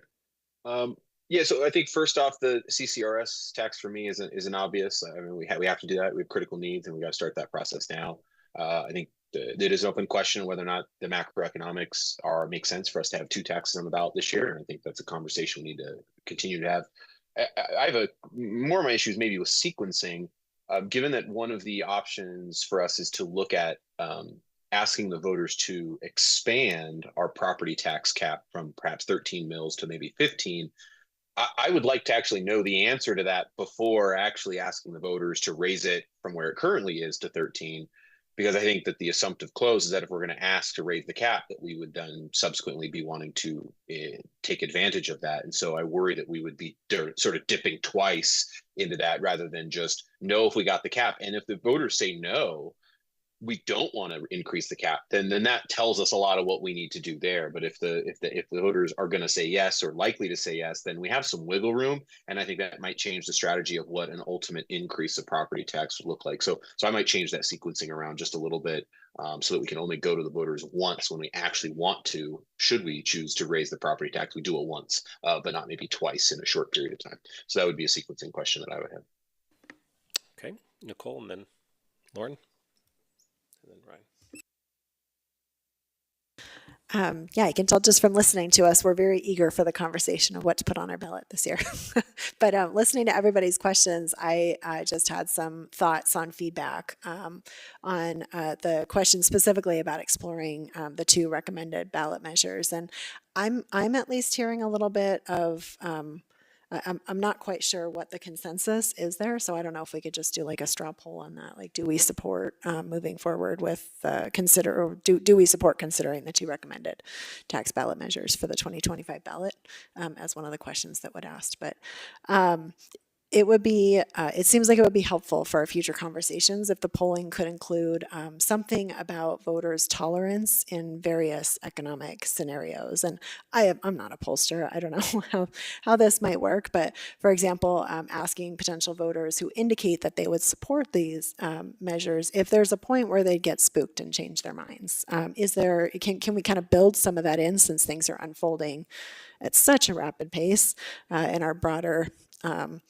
country? I think something like that could be really helpful to inform our conversation coming up. And then if the timing aligns, I'm also interested in the idea of the whether or not the polling could be used to identify people's awareness prior to starting some of our education efforts. And I don't know if the timing is going to align or not, but sort of like a pretest so that we know where folks are starting. Like, for example, do potential voters know that for 20 years or almost 20 years, we've been working toward undedicating some funds? Do they know that, for over a decade, we have had this risk of relying very heavily on sales tax? So just some of that information, because I think it's both relevant to our assessment of what the likely success could be, but it may also be helpful to the second point of us knowing how we can inform the community. Because if before I started looking at running for council, I had no idea about any of this Blue Ribbon Commission stuff. And I think it just, anyway, so I don't know if that is possible, but just a piece of feedback related to the ballot measures. Thank you. I appreciate what's been brought forward. I personally am very interested in moving our funding more into alignment with being property tax based rather than sales tax based for the reliability and sustainability that would provide for our budget. I am interested in learning more about the 2 taxes brought forward by staff, but also am interested in learning more about a vacancy tax potentially. While I'm not likely to want to bring forward 3 taxes, I do think that continuing to provide information for us to have trade-off conversations would be beneficial. And in addition to things like not sunsetting the taxes and things like that, I share a lot of the concerns that were brought forward by my colleagues, but I think we're still in an information gathering stage. And so I want to, keep our options a little bit more broad and open for the moment going forward. Thank you. Great. Ryan?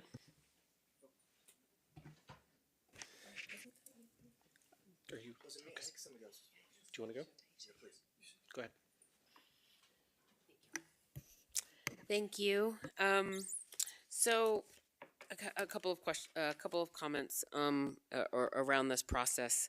One, even just the definitions that we're using. I notice we use the term equity, but then when I look at how we're defining that term, it really only explicitly talks about what is titled historically disadvantaged. And I would love us to revisit that term, ideally to something that is accurate, like disinvested communities or historically discriminated, because again, advantage is the outcome, and disinvestment was the action that was taken by previous councils that excluded those peoples from being able to accumulate intergenerational wealth. So I just, again, wanted to just lift up an invitation for revisiting some of the definitions that we're using around a term. And again, I don't even know if that's a term we want to use. Fair, love that one. Never goes out of style.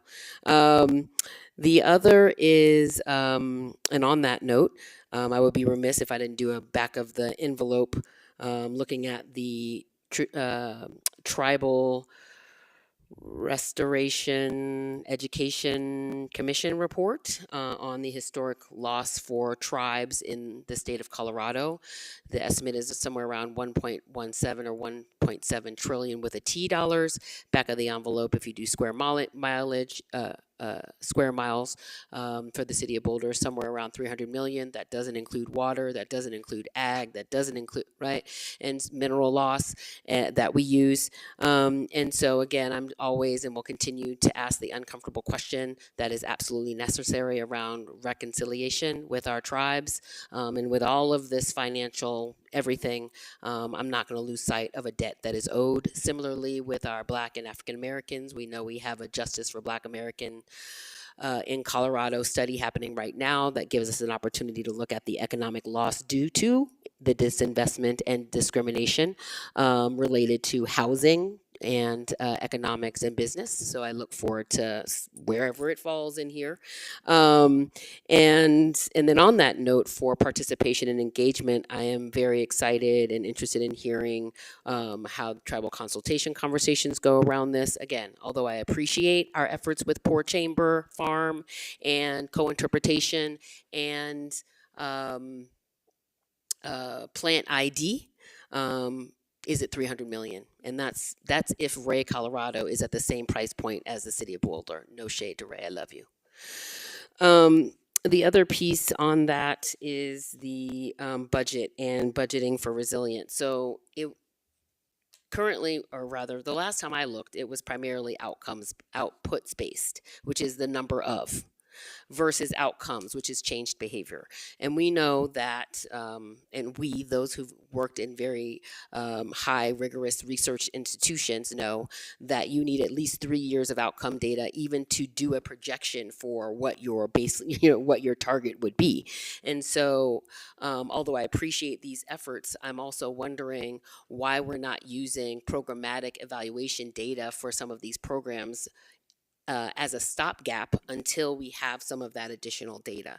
I'm especially thinking of, as we're going into our next budgetary conversations that I know that started last month, but also I think for some of this financial strategy and planning, there are opportunities to reconcile some of those tensions.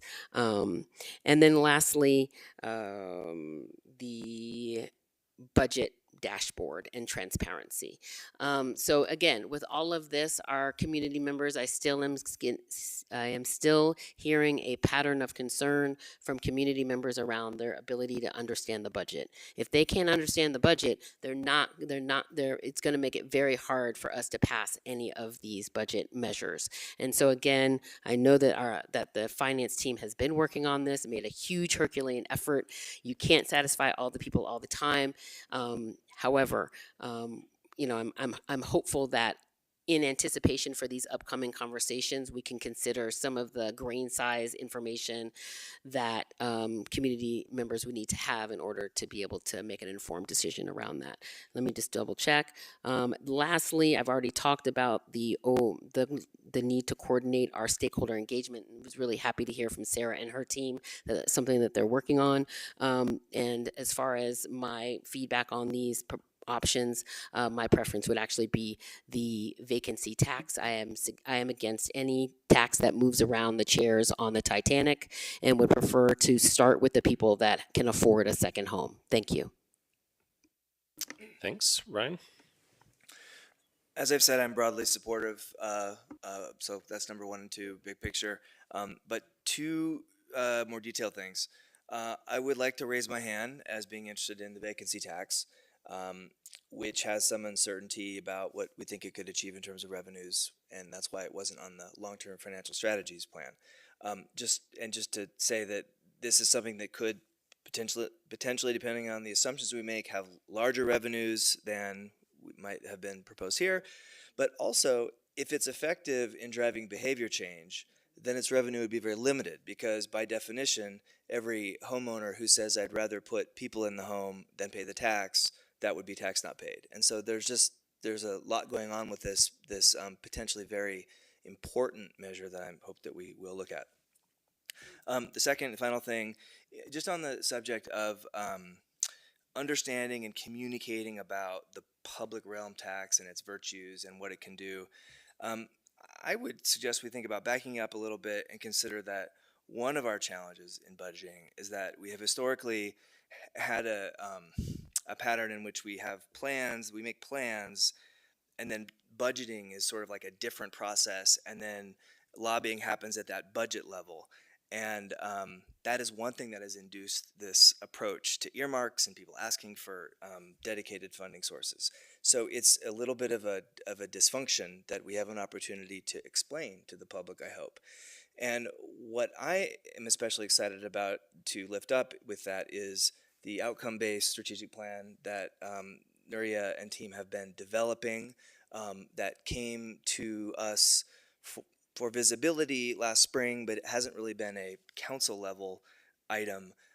I'm excited about us looking for ways to co-own that more and to elevate and to show the community that we have an outcome-based strategic plan. If you have ideas about the budget, let's talk about what we actually want to achieve and try to create stronger ties so we do this coherently and cogently in one place. That obviously will take some time, but I hope we can use the way we communicate about the ballot measures as a chance to at least explore doing that.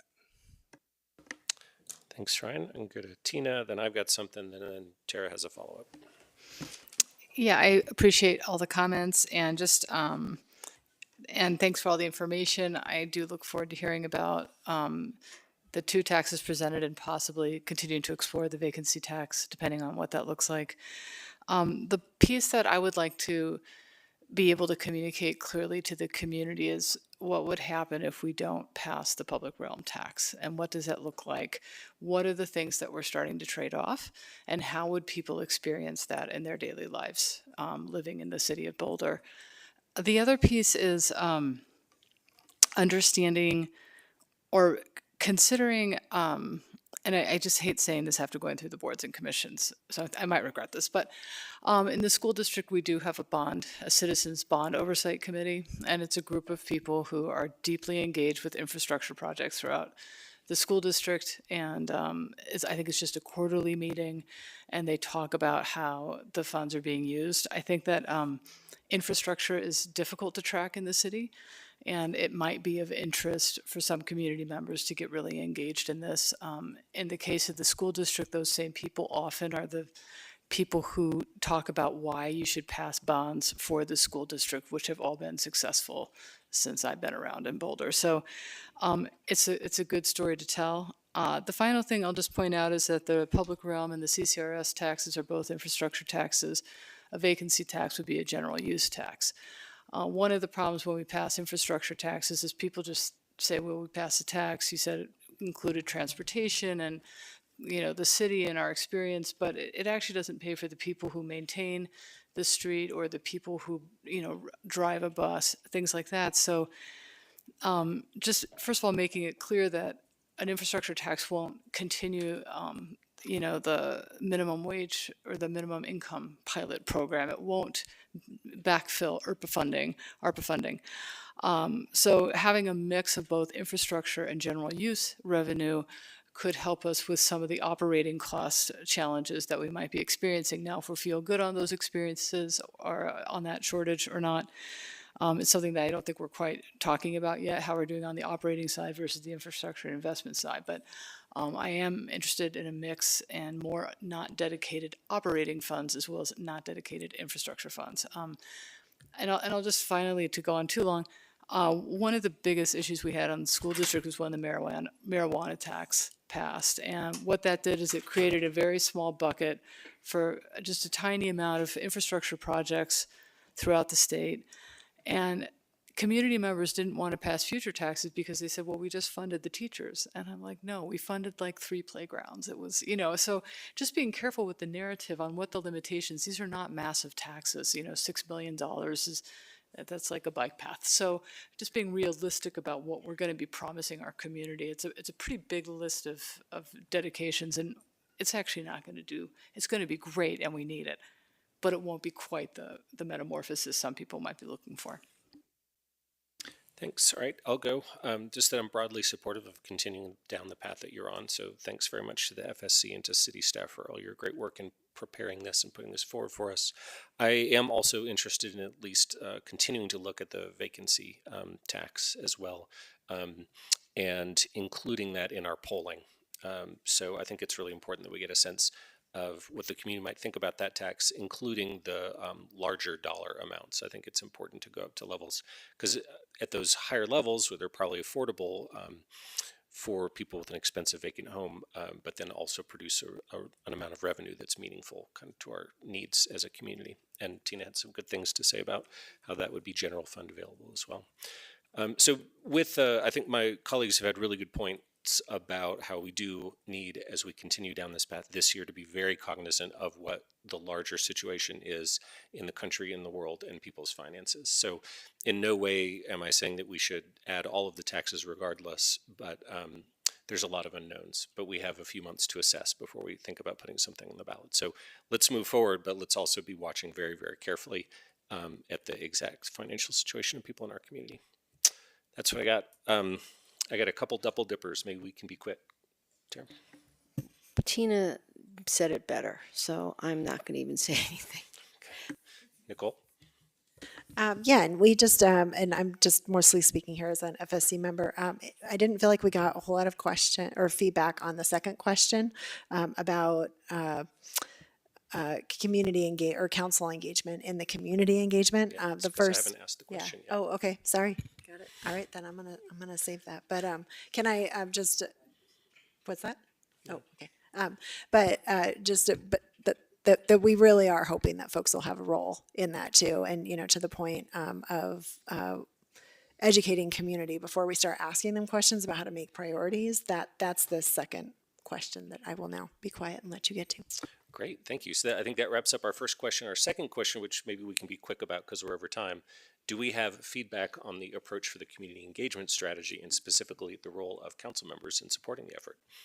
Thoughts from council members? Did you have something, Nicole? Just that I very much support it, and I hope you all will too. We do have different circles in community, and I think the more of us that are out there encouraging our community members that are in our circles to get involved in engagement, the better off we're going to be with all this financial work, because we really do need a whole conversation with as many people in the community as possible. Taisha, and then Matt, and Tina as well.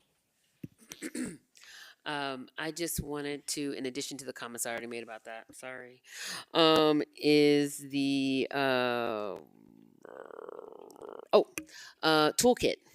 I think if in whatever ways the council members are going to participate, I think it would be very helpful to have some kind of communications toolkit with our key talking points, resources and references to share, possible social media posts, right? Just the things that make it a lot easier. Because on issues like this, it'll be really critical that we're sharing the same levels of information. And then again, this is what came up in our boards and commissions process, right? That there needs to, if we are having individual conversations, that we need to have the same message. Thank you. But I do believe, I do have a little bit of concerns around the education component, right? Versus inform, right? We can inform you on the things that, the key messages, but as far as educate, I'm not everybody's an educator. And I would prefer to have that be the experts whose job it is to do that. So I have some concerns around us trying to educate, but I am all in for informing. And also I think that there's an opportunity to be more coordinated around even the geographic touch points and just having some more coordination amongst ourselves, just because I think we're assuming, hey, between 9 of us, we got it. But do we? Me? So, I mean, it's not a shade thing, it's just a capacity thing. So I just don't want things to get left out because we're increasing the council role. Thank you. Thanks, Matt, and then Tina. Thanks, Aaron. Given this is a long-term work that we're doing, not just for 2025, I think this is actually a reasonable thing for the Council Engagement Committee to start to discuss. I know that we have maybe a little bit. I know Tara and I in this committee has had a little bit of that discussion, but I think as this gains a little more traction, things like town halls and or chats with council, when it talks about what our long-term strategy is and why and the meaningfulness, and it's to the point of like, what's the cost of not doing this? I think those are things that are good for us to be able to discuss in those forums with communities. So I would recommend that perhaps kicking that over to the engagement committee to start tooling with that for the next 18 months to 2 years about what that runway looks like for different parts of engagement. Thanks, Tina. Yep. And just first, I appreciated all the information provided on the engagement process.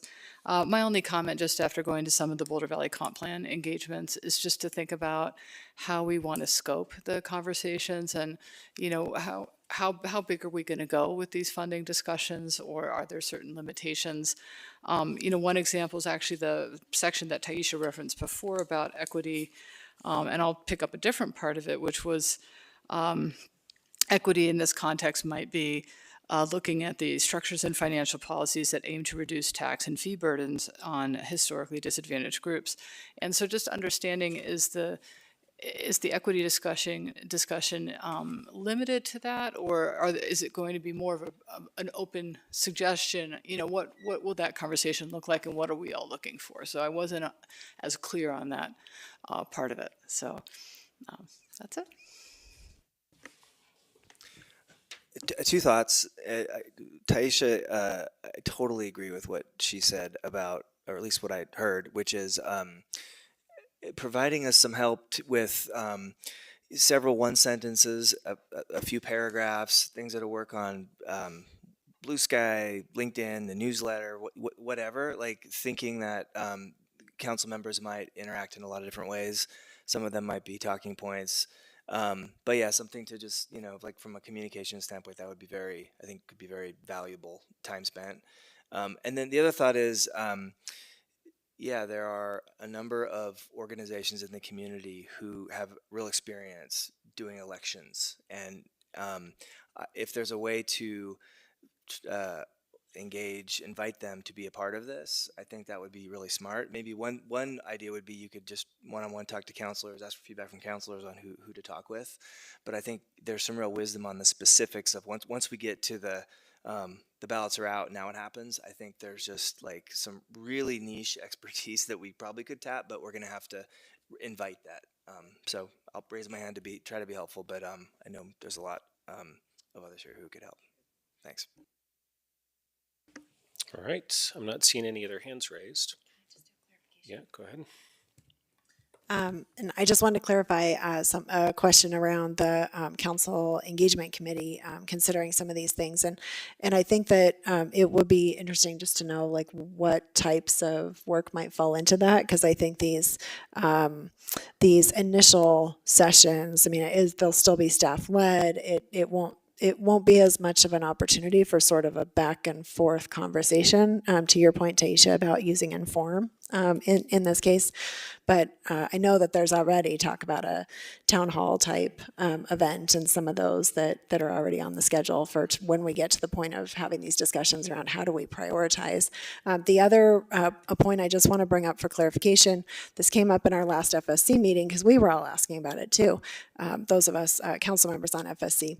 The sort of scope of the potential revenue that is like what the scope is that we're looking at here. It's not like the entire city budget, right, for these kinds of conversations. And I don't know if that's anything to elaborate on now or just later, but that for me was a really key just sort of mental shift to think about that this isn't a conversation where, we're overturning the entire budget or anything like that. So that, anyway, just a helpful context. Okay, I don't see any other hands raised, so I'll turn back to staff. We did have some diversity of opinion, but I felt like there was kind of a permission to move forward while taking into account some of those specific comments, but I wanted to see if you want any more clarification from us. Well, first I'll ask the team if they needed any more clarification. I think they got what they needed. No, we've got what we need. Thank you, Council. Thanks. Fantastic. And just a quick comment, as I've been hearing some of the additional comments separate from that, and just want to thank you all for the feedback, and we'll be taking back particularly some of the interest and engagement as we continue to noodle on that, because this is a different kind of engagement, so I want to appreciate that as we move forward. But I just wanted to reflect a moment about all the conversations we've had about the interest in budget. It wasn't until I think I got here in my first year that we put the budget online, and we had no interest in the budget, if you recall. So I'm actually glad, even though it is hearing that some people may find it difficult, that we have some improvements to do. I actually take that as a sign of the fact that people are paying attention and are wanting to engage in our budget process. And it is a constant evolution. And so I actually appreciate the work that staff has done to get us to this point. It is a big lift to put a document so publicly out there. If you are hearing from our community specific things about improvements, please let me know, because as we continue to evolve, that specificity would be really helpful. And as we continue to evolve our budgeting for resilience and equity, I'll say that people are right. We've gone on an arc, right, from measures to metrics to outputs to what I would say are going to outcomes. We know that we have more to go. We have actually hired a consultant that is helping us get to our KPIs and to tie those KPIs to our strategic plan. So we continue to be on a journey, because the whole point of our budget is what difference are we making with the money that we have? That is the journey that we are on. And so just appreciate the fact that we're having the conversation, know that we are aware of it, and that is how we are planning to move forward as we continue to make improvements. So just wanted to highlight that. Thank you. Very good. Thanks for that. We could add a key performance indicator about whether we're looking at our KPIs or not. So anyway, thanks so much again. I really appreciate all of your efforts, and we look forward to the next steps. Sorry. I haven't cracked a joke the entire meeting. You gotta give me one.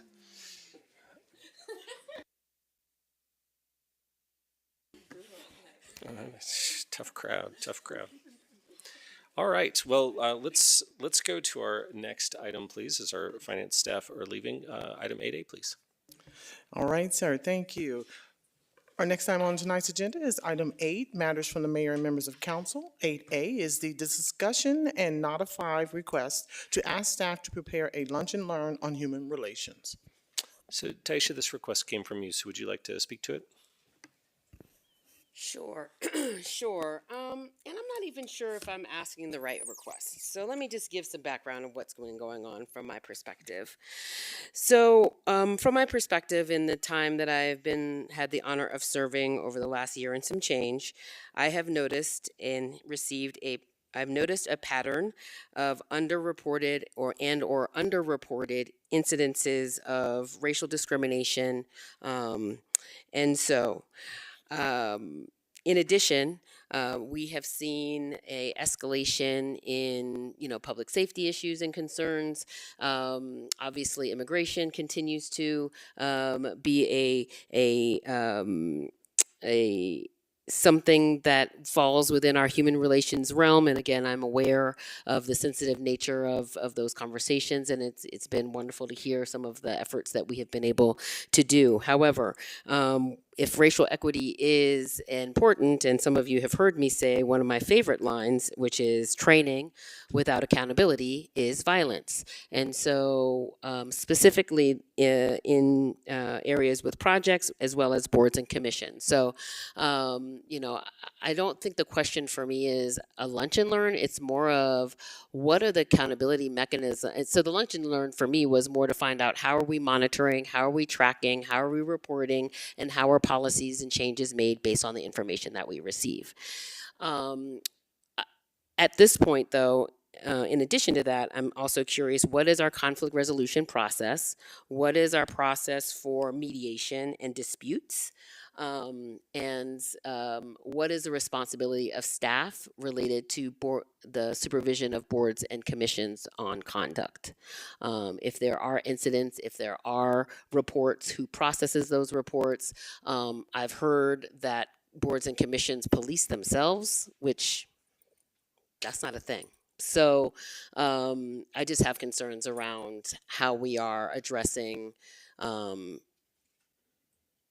issues of discrimination as it relates to members in our community. And I don't know what the ask is. I just know that doing more of what we're doing is going to continue to create harm.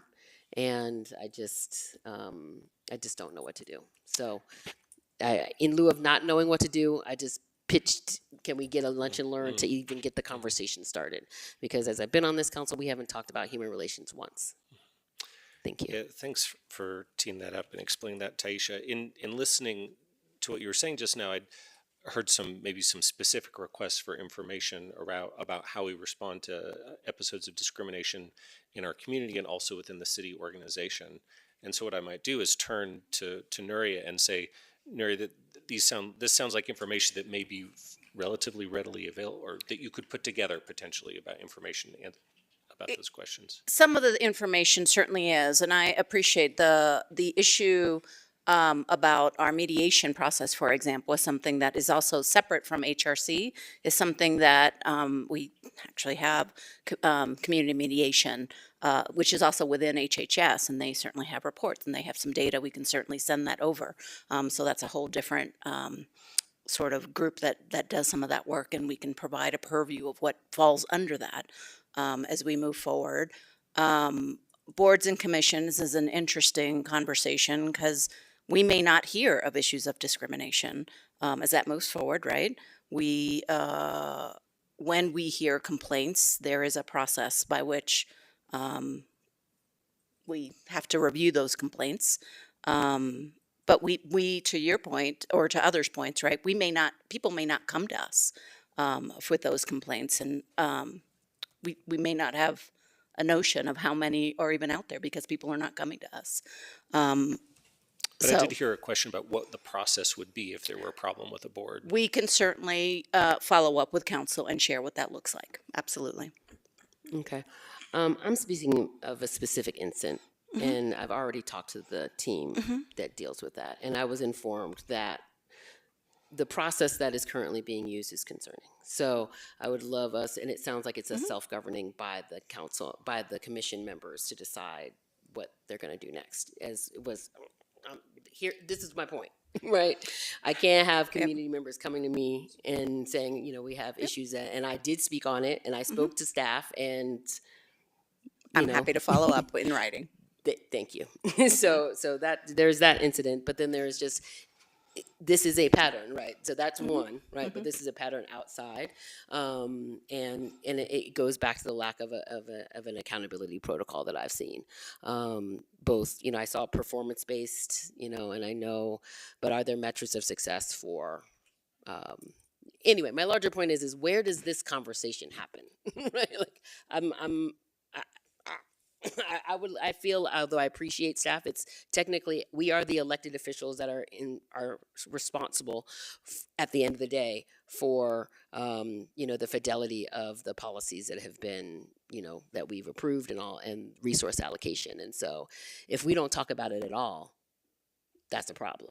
And I don't know, as I said, where it goes, and I don't want to spend a whole lot of time talking about it in this moment, but I am lifting up to say, if we care about people, and there's also been issues around discrimination on access as well. and accessibilities. And so if it's not so I guess I'll say I will ask for a lunch and learn, but I honestly feel like it's bigger than that. And yeah, thoughts. Tina? Can I just ask a question in our strategic plan development? Where do these issues pop up in that sense? Because our strategic plan is divided into with the SARE framework, and it seemed like this would be a logical place where we could look at both activity and outcomes related to this. Sure, and I think we see some of that in responsibly governed. Access is a different issue, so perhaps that is, it depends on, again, I don't know without knowing what the issue is. It could be something that is in livable, it could be something that's in access. When we get complaints about ADA accessibility, for example, we have somebody in risk management that assesses those claims. Those are frankly operational issues. We take care of those. We have reports, they come to me.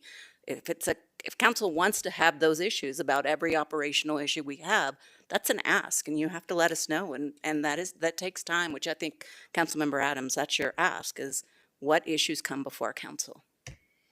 Well, and what topics come before council that we have governing responsibility over? And I just have concern around any topic that we have responsibility over that we don't talk about. Yeah, I think that other than the regular business of the city, like say a landmarking like we saw tonight, which come to us automatically, it's generally to move our work plan forward that we agreed to as a council for our 2-year period. Okay. So I think things that, that's what I meant, things that come forward operationally that just are part of the business of the city, that would be an example like the budget. So there are things that will always come to us. But policy questions that we would discuss at a council meeting are generally the ones that are in service to our work plan that we've agreed upon as a body. Okay. Sure. It wasn't always that we had a subcommittee for boards and commissions. That's pretty recent. And so prior to the last, not term, what do we call it? The last council, we had a whole big thing happen. And we got involved in that, and it was really stressful, by the way. But then we had on the ballot, let's just say that it's a long story that maybe Lauren and I should sit down with you and tell you about it. Maybe. What do you think, Lauren? I guess I was kind of having a different thought related to what Taisha was bringing up, which is that our boards and commissions are evolving and changing, and the scope of what they see changes. Mm-hmm. And I don't know that we are necessarily, like, I personally don't feel aware of the history of each board and commission and what it sees now versus what it was designed to see. But I think that as we go through the process of looking at our boards and commissions and thinking about sunsetting some of them, that there is kind of a general process improvements piece. And I don't know how HRC exactly fits into it, right. But I believe that is one of the boards that scope has changed. Yes. And so better understanding that is something that I'm interested in and wanting to take a look at that, but it's not exclusive to just HRC. It's sort of, I see it as being part of the bigger boards and commissions, streamlining process. Right. Based on just what I'm hearing thus far, I'm going to go ahead with the request of a lunch and learn with members and representatives of the HRC, and perhaps representatives from the boards and commissions as well. And maybe we can get an update on some of the process updates that the staff is doing related to that.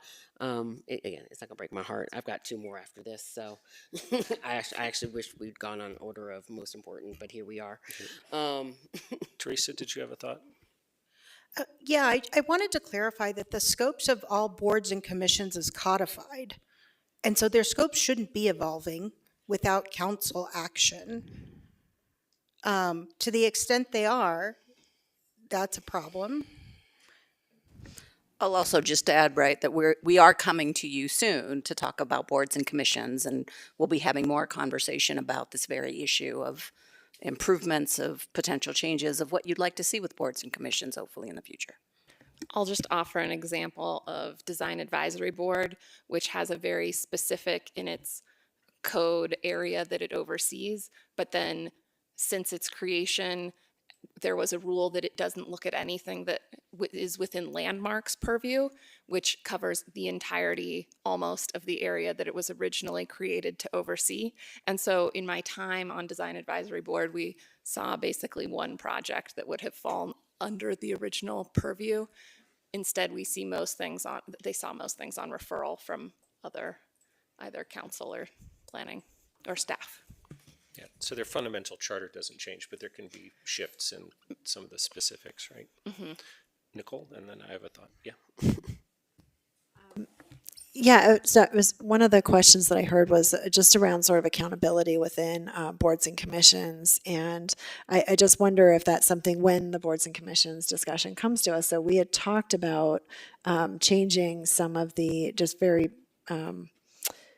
with the last ballot measure that failed, changing some of the criteria for removal. And I wonder if that's a place within the boards and commissions discussion when you bring stuff to us, if there's anything that would fit in there of like just giving us within the memo for that, just reminder council, here's how the complaint process works and things like that within boards and commissions.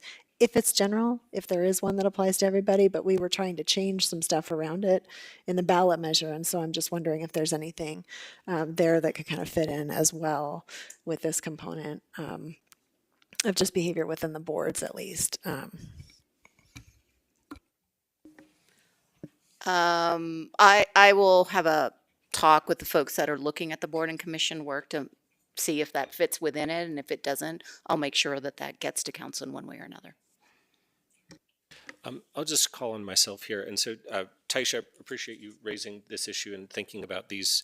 And I would welcome getting answers to some of those specific questions that Taisha was asking, because I think those are important questions around discriminatory activity that's happening and how we have or might deal with it. So I'd love to get the answers to that question. Taisha, I will say that when in staff's response, I saw them analyzing this and looking at it as a significant amount of work that would take them from other things that they're working on and delay other work plan items. And so the way that I'm thinking about this is we do have a full agenda and schedule as a council and as a staff already. And I think with the current administration, we're likely to have additional new things that we're going to have to deal with later this year. And then we also, with the exciting announcement of Sundance, I know we have a lot of operational staff work, but also I think we're going to have at least a couple policy things that we're going to have to deal with. So given the significant trade-offs that staff outlined, I'm not sure that this is the right place to spend that additional time. That's just my thinking on it. Okay. And as I said, there are other things that I have here, and I'll continue to lift up these issues because I'm not afraid of hearing no. But as the only non-white person on this, and our staff barely has any racial and ethnic diversity as well, I love us, but we're still underrepresented proportionate to the population. Sorry, love you. I just continue to lift up that there is harm caused by the city to racially and ethnically diverse people. I continue to be underwhelmed by how much time and energy our council spends on ensuring that regardless of everybody loves to talk to me about this race equity tool. And yet I'm telling you, personally, I have experienced this prior to serving on this. I have also heard from people across the socioeconomic spectrum. You can't even buy your way out of the racial discrimination that we face here. So, if this isn't the space and place, I am praying that we can find an appropriate place and space for this conversation. And perhaps it's at the update of the Boulder Valley Comp Plan, the Community Cultural Plan. I'm open.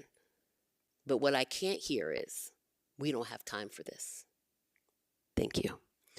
So on that note, because as I said, I need us to focus on some of these other issues. I will withdraw this request for now. I don't understand why it's complicated to have a lunch. Matter of fact, let me amend it. I would just like to schedule a lunch, not even learn. A lunch with members of the Human Relations Commission so that we can get a better idea of what it is that they do, what it is that they're talking about, and how they can support us, to your point, Mayor, that we are about to continue into rocky times. And if our president is good at anything, it is divide and conquer. Thank you. So I guess my question is, would we be open to just having a lunch with the ERH Human Resources Commission, or perhaps we can invite them to one of our dinners coming up, like we did with some of the other boards and commissions? Thank you. Thanks for that, Taisha. In terms of scope, if we wanted to sit down and eat in the same room as the HRC and chat with them, is that an amount of work that would require a nod of 5 if we didn't have any I'll make a materials reservation. prepared? I'll even cook it. I can make some food. So Mayor, certainly we can do it. It would require not a 5. It would be, we would notice it as an open meeting, and similar to what we have done with perhaps like YOAB or another advisory that group. would- So we would be happy to do that. Okay. And sorry, did that or did that not require a nod of 5? Yes, it would. Oh, it would. All right, so revised request is Revised. to notice and have an open meeting to have a meal with the HRC, similar to how we've done with YOAB in the past. If nobody has any further comments on that possibility, I will just call for a raising of the hands to indicate a nod. All those will, for that nod of 5. I got 8 on that. So that nod of 5 has been nodded. Nicole, did you want to add something? Well, yeah, it's just, what I was going to ask for is if our boards and commissions committee could kind of think about how we might do this in a sort of spelled out way. I certainly hear the issues, and I think that some of the boards and commissions have, all the boards and commissions have issues that are very relevant to the community. Some of them are very relevant to things that are happening at different levels, that are exacerbating things that are existing in the city. And it just, to me, it's a hard thing to think about asking one committee to join us for dinner and not doing that for anybody else. And so I think what I would like there is not to say I don't want to sit down and have a meal with the Human Relations Commission, but rather, can we have a sort of some clarity in how we're getting to that point for the future, so that other boards and commissions know, like, hey, we would like to have a dinner with council. How do we do that? How do we go about that? So that was all. I got Mark and Matt and Taisha. Mark? Yeah, unrelated topic. I am being evicted from the room. I obtained in order to participate in tonight's meeting, so I'm going to be signing off now. Mark, you can consult with our EPRAS program, who can assist you with that eviction. Good night, all. All right. See you later, Mark. Take care. Matt? Thanks, Aaron. Reflecting on what Nicole just said, Nicole's 100% correct. I mean, I think we're creating a slippery slope here, and we have to be prepared for Parks and Rec and Open Space and Environmental Advisory Board to all want the same access to us, and we're going to have to make time for that. And so I just think that we need to be very mindful of what that looks like. So I appreciate Taisha's request, but I want to make sure that we do so on balance with all the other boards and commissions that serve our community. And I'm a little concerned with we're doing this and making a special accommodation here, and then what does that look like? And do we actually have the capacity and the resources to do this for all boards and commissions upon request, or upon request from a council member to make it happen? So I know that we gave a nod of 5, but I think we have to really sort of be thoughtful of that slippery slope that we may have just created. Okay, fair point. We did already have that nod of 5, and it's getting late. But Taisha? So I'm making this request as a special request. Also, because of the patterns of issues that are related to human relations. So that is why I'm asking to have a lunch with them. And I actually asked for a lunch and learn, but I was told that we have too much stuff. So I just went by what we can get done. The other thing is, not all boards and commissions are the same. So we've had meetings with planning board, we've met in person, we've had dinners, we've had other meetings. And so we had met with YOAB, which again is not a board and commission, but my larger point is we do have a precedence of having meetings with groups that, especially when there are specific areas of concern. I am lifting up an area of concern, which is why I'm making this request. I do hear you on the boards and commissions, but I have felt strongly since I got here that we needed to revisit our boards and commissions. And yes, I actually do believe our boards and commissions should have access to our council members. That is, they're not just informing staff; they're also informing our decisions. So thank you. I'm happy to do the vote. Oh, actually, we can't do the vote again because it already happened. And I look forward to Tara's comments. Okay, Tara and then Lauren, and then maybe we can move on. I Mark is think gone. the HRC is kind of a tough one because they don't actually have a role. I mean, the question with HRC is what should they do? So do we sit at this luncheon and decide what they do? Is that even allowed? I mean, No. no. So just So interested in hearing. getting to exactly. know So them. are we just hanging out with them? I mean, I wanna that's, hear. to ask them what they want to do is not really even what we should be doing until we decide what they should be doing. Am I right? Or wrong? I don't know that you're right or wrong. Lauren, is that true? I think what was suggested was to have a conversation. So we would not be giving them direction on their scope or their work plan, but would rather have a conversation.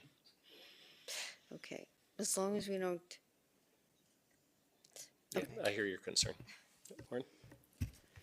Yeah, I hear the concern, and I've taken some notes for the boards and commissions committee for items that we can discuss and then bring back recommendations around. Appreciate that. Okay, that gets us to the end of 8A. 8B, please, Elisha.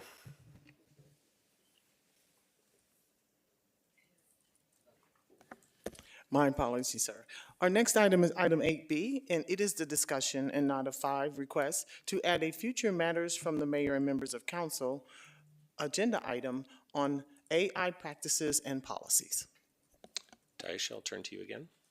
Okay. Although I appreciated staff's response, I had an opportunity to look at the National League of Cities AI toolkit and notice some inconsistencies on the process, protocol, and endpoint. And so therefore, I would love us as a council to have a better understanding of artificial intelligence. One, it is not the same. There's predictive, there's generative, there's perceptive. Obviously, there are significant ethical issues that have yet to be addressed, as well as the significant issue around data centers, water, and energy use. One issue, and I almost was ready to let it go because I really appreciate Jennifer Douglas and her leadership at IT. And I know that she's doing everything that she can. However, similar to Joe Tucci, I love me some Joe. Ann, right? We still have rigorous conversations about our water and water portfolio. We are the elected officials that are responsible. Similarly, around this issue, which has unmeasurable impacts, we have a significant role to play as council representatives. I feel satisfied with the level of rigor for the programs that staff are using around AI. I feel very strongly that those are aligned with all of the best practices. My concerns lie primarily with our contractors, consultants, and researchers. And the request is specifically to have a future matter on AI practices and policies. Okay, and any other council thoughts before we go to a check-in on that not a 5? Ryan? Thank you, Councilmember. Can you just say a little more? So I'm hearing the sort of specific research interest is with contractors, researchers, consultants outside of staff, with respect to is there a protocol of standards that meet what we consider to be good practice from like a user's perspective? maybe I'm being redundant with what you just said.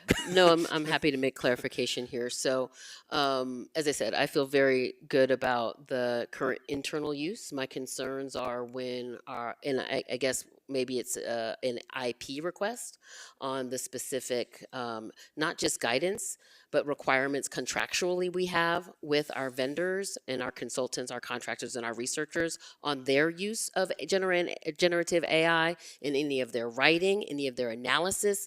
I just have all kinds of concerns around any of our researchers using generative AI, any of our marketing and communications team using generative AI. I'm sorry, contractors and consultants using that. So, as I said, based on the feedback from staff, I felt confident around our internal use. I still have concerns around the external use. Great, thanks. Not seeing any other hands raised, then I would. So I Teresa, guess the did request you? is an IP request for more information around contractors, consultants, and researchers. I think I can answer that right now. We don't currently have any contractual practices with respect to AI for external parties. I'm all kinds of problems. Okay, so the answer, I guess there's no IP on what we do with the contractors. The answer is we don't have a policy around it. So did you still want to move forward with the not a 5 request, or did you want to make a? I will come back after further consideration. Okay. I'm too devastated to respond at the moment. Let's go ahead and move to our third. Okay, so that'll end item 8B. So if we could go to item 8C, please. Thank you, sir. 8C is the discussion and not a 5 request to add a future study session item on agricultural practices. This is my favorite. This was my number one. So we know that Boulder County has reduced its irrigated farmland. This is just Boulder County over the last 25 years, 40%. As you can see, right? All of the increased density, unfortunately, means decreased agricultural land loss. We know that our import and exports for food are significantly, we are at a deficit for how much food we grow in our community and even in our state. We know that the tariffs that are being proposed or not proposed will have significant impacts and already have had impacts on food. We know that 1 in 10 families in the city of Boulder are food insecure. I apologize, EFA, for messing up that metric, but whatever it is, it's deplorable. And yet, when I look at the spending, the investments our city makes in food and our food portfolio, and thank you, Charlotte and Joel, for these numbers. So our full budget for open space is $41 million. The agricultural footprint of that is $3.6 million. To give you an idea, for garage renovations, we spend $5 million per garage renovation. We're estimated to spend $23 million on garage renovations. We have $3.6 million for 15,000 acres of working agriculture land. So, on this council, I have talked about the Tierra House more than I've talked about the capacity for our city to feed our hungry families. And so I am asking us I know we are doing a lunch and learn. I know that I have asked for us to do a study session, but quite frankly, similar to this human relations component, this is much bigger than that. According to the IPCC, holler at your girl. I can't find the little thing now, but I found it before, and they were 10 toes deep into the emerging importance of urban agriculture as a critical component to our climate resilience. And so, one, I was disappointed, but I'm happy to hear that in our Boulder Valley Comp Plan Phase 1, it closed, but there was no conversations with our farmers. how is this happening? Thankfully, our planning team is awesome, and they are working to ensure that we are following up with our farmers. But this is the kind of thing that I'm saying, right? I feel like I can't eat a parking space, and yet we talk about parking more than we talk about our food footprint. And again, with the 15,000 acres, I am very interested in seeing the ways that our ag footprint can show up in our Boulder Valley Comp Plan, in our Climate Action Plan, in our housing conversations, in transportation. There's opportunities. Oh, and I would be remiss if I didn't give you this. You know Okay, it's serious if I printed out paper. Can hand it over, and then I'll ask maybe if you can wrap up here I in a will. moment here. I will. Thank you. So on page 7, you will see 10 strategies. And I just want to also thank our Colorado Department of Agriculture and the incredible Robert Sakata, who had the opportunity. I had the opportunity to meet with. It's a new role for the department, and they're looking at agriculture and water. But in page 7, it talks about the 10 strategies, and there's a couple of things that, again, I want to lift up here when I think about the next 9 months and how agriculture could fit into the existing conversations. One is around agro-tourism. Many mentioned Sundance. The other, number 4, is around renewable energy and the opportunities to generate. We already have Jack Solar Garden, and wouldn't it be amazing if we expanded that? Number 5 looks at food hubs. East Denver is considering a 35-acre food hub that would include land and markets. And again, where are we investing our money in? Parking garages. Number 6 talks about zoning. And right now, it's my understanding there are some challenges around greenhouses and some of those components. The number 7 talks about agricultural education. We know the benefits to mental health and addiction. So why aren't we using these lands? And then lastly, number 10, with grants and loans. We have a grant program for commercial business, and yet we don't have anything. So that evidence, and there's much more of that. But the bottom line is I would love to have a meaningful conversation with our council members about the ways that our agricultural footprint can address and support our affordability issues, our food security issues, our food quality issues. And there's even an opportunity to help our restaurants as well. So on that note, I'm still going to ask for the study session because I do believe it would be really important for us to hear from people like Mackenzie, who leads our farmers markets, or Laura and Rich at Masa Seed Foundation, or Oliver at Friends Farms. Obviously, there are informal opportunities. Please don't rush me. There are informal opportunities, not you, I'm just saying, in general. I know that we are over time and people take up a lot of space and I don't say nothing. So here we are. And the fact that we haven't talked about agriculture at all meaningfully, I feel fine with taking up this space. And so I ask us to have that agricultural conversation in addition to what is already being planned. And I'm hopeful that I get 3-4 additional nods of consideration, and know that if I get it or not, I will continue to lift this critical component up in every meaningful and related conversation. Thank you. Thanks. Did any council member have thoughts on this before we go to check on Anona 5? Brian and Nicole. Briefly, I just want to thank the council member for raising this. I think it's important. And as you point out, we have the Climate Action Plan update underway. We have the BVCP update underway. Those two alone seem like good reasons for us to be thoughtful about agriculture. I'm saying that a little bit abstractly. I'm not sure how the resources work, but I share your interest in this, and I'll be voting for it. I also think this is just a really interesting topic, and I'm really grateful that you're bringing it forward for us to consider it.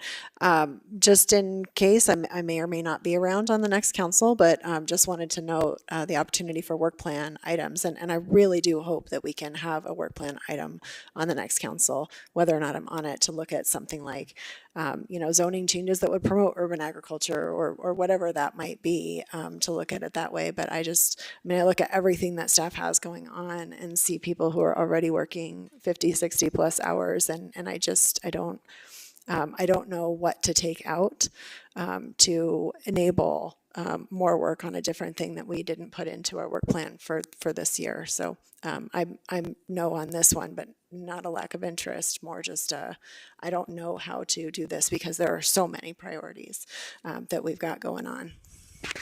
Thanks, Matt, and then Lauren. Thanks, Aaron. Taisha, I appreciate you bringing this up. We've talked a lot of ag. I've spent a lot of time working with our ag folks for a number of years. This is a council priority, and I agree with Nicole. There is so much for us to look at unlocking with regards to how we support ag, and it's not just urban agriculture. It's, do we think about partnering on a food aggregation hub so that we can bring greater markets to bear for our small producers? It's, do we allow housing on our open space so people can house their workers and not have large travel? I mean, there is a litany of things for us to consider that would greatly enhance our ag. But I think that needs to be done holistically, and I don't think a single study session is going to allow us to whet our appetite enough to really get where we need to go without actually jeopardizing stuff that's already on our work plan. So I would love to see this. If I'm fortunate enough to be on the next council, would love to see this be part of something we discuss and build capacity for, and certainly as we think about our comp planning process. So this is absolutely a great thing to consider for council priority. I just don't see us being able to squeeze this in by Q4 with all the stuff that's on our plate.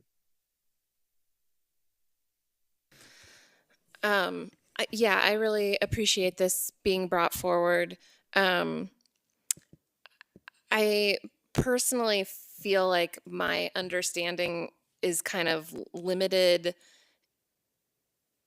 Like right now where I'm at is broad learning, and I'm not sure that the study session that I have the right questions or to frame what exactly I would want to know from that. And so for me, I am interested in learning opportunities and having conversations around this. But I think I'm interested in more informal conversation first, to make sure that as we look, to make sure that the areas where we're focusing in make sense to me in terms of how, we get 9 people up here. We all have a whole variety of questions. There's a really wide range of places we could go with this. And I just feel like it's a little too wide right now to make sure that the conversation is really fruitful. Thanks for that. I'll just call on myself and say I agree, Taish, this is a very important topic. For the reasons I said before, I don't think we have the capacity to add items to our work plan, but I do intend to be supporting an additional focus on agricultural and food justice in the comprehensive plan. I think there's some good opportunities over the next year or so to do that. Seeing no other hands raised, I'll call for a show of hands to express a nod of 5 in interest in adding the study session. All in favor, raise your hand. I got 2. So that'll be a no on that, but thanks for the conversation, Taisha.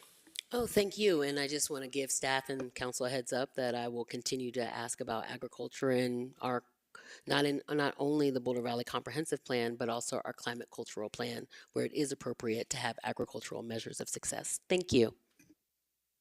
Thanks.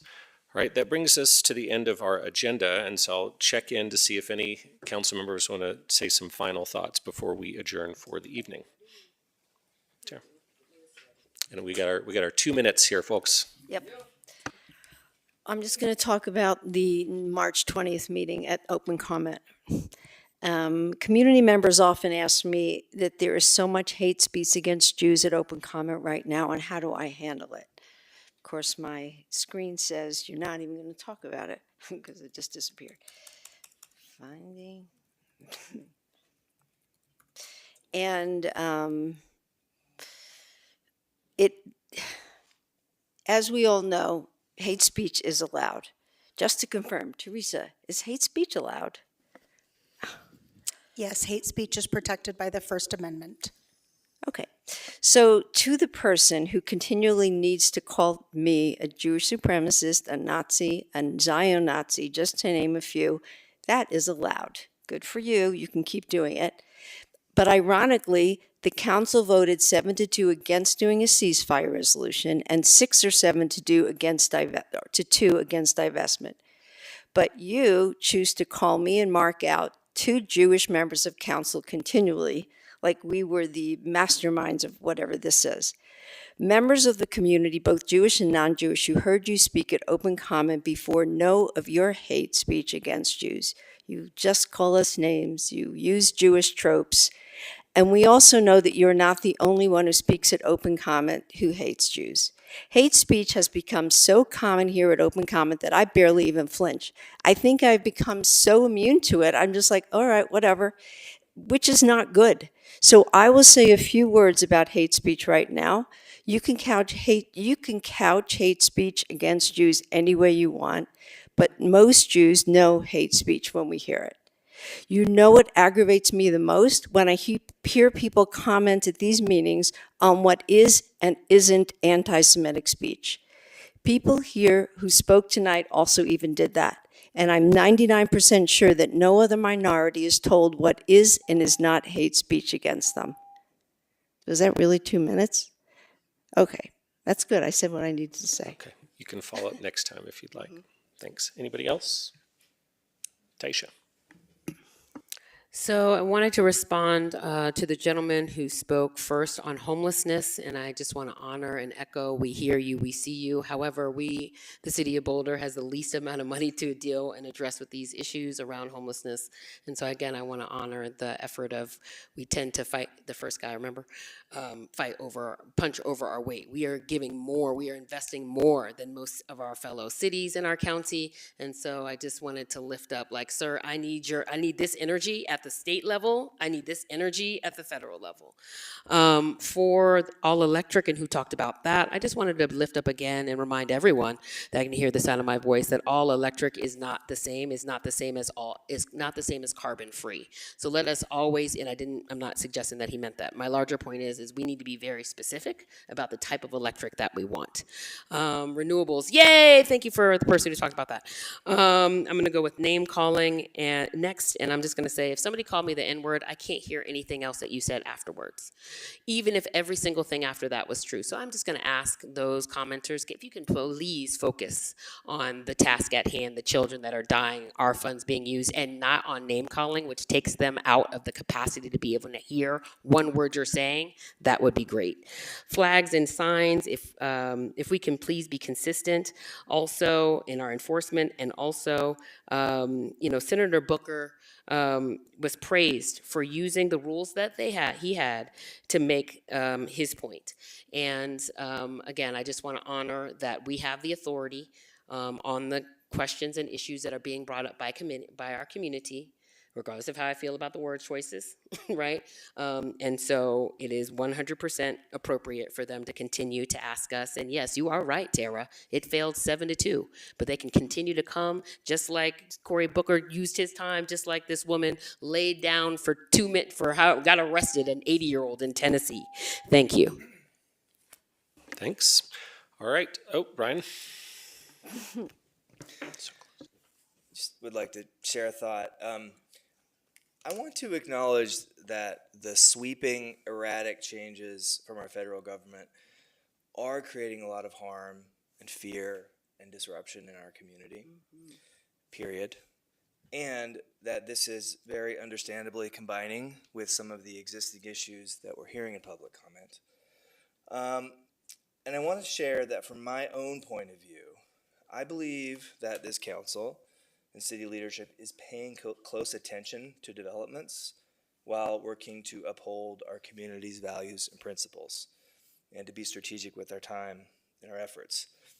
I also want to ask that community members please consider that in times when we have macro level stress and crises, we will be the strongest if we can cohere and create more bonds within our community.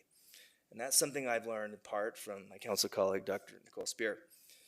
And earlier tonight at open comment, there were some comments picking on individual council members and even their family members. And I would just ask the community to know that Nicole and Tara are working really tirelessly to try to build our community strength, the kind of strength that will protect all of us, and to ask that there is that consideration as community members come to us with ideas and proposals as we go forward. Thanks. Thanks. Nicole? Yeah, I've just been having some conversations this week with folks just around how the current moment has made it really hard for us to exercise a lot of the skills we lost in the pandemic around how to be in community. And wanted to make a really short plug for a Truth Out podcast, Movement Memos. It's free, so I don't think I'm violating any rules here. But with a labor organizer and Indigenous activist, Kelly Hayes.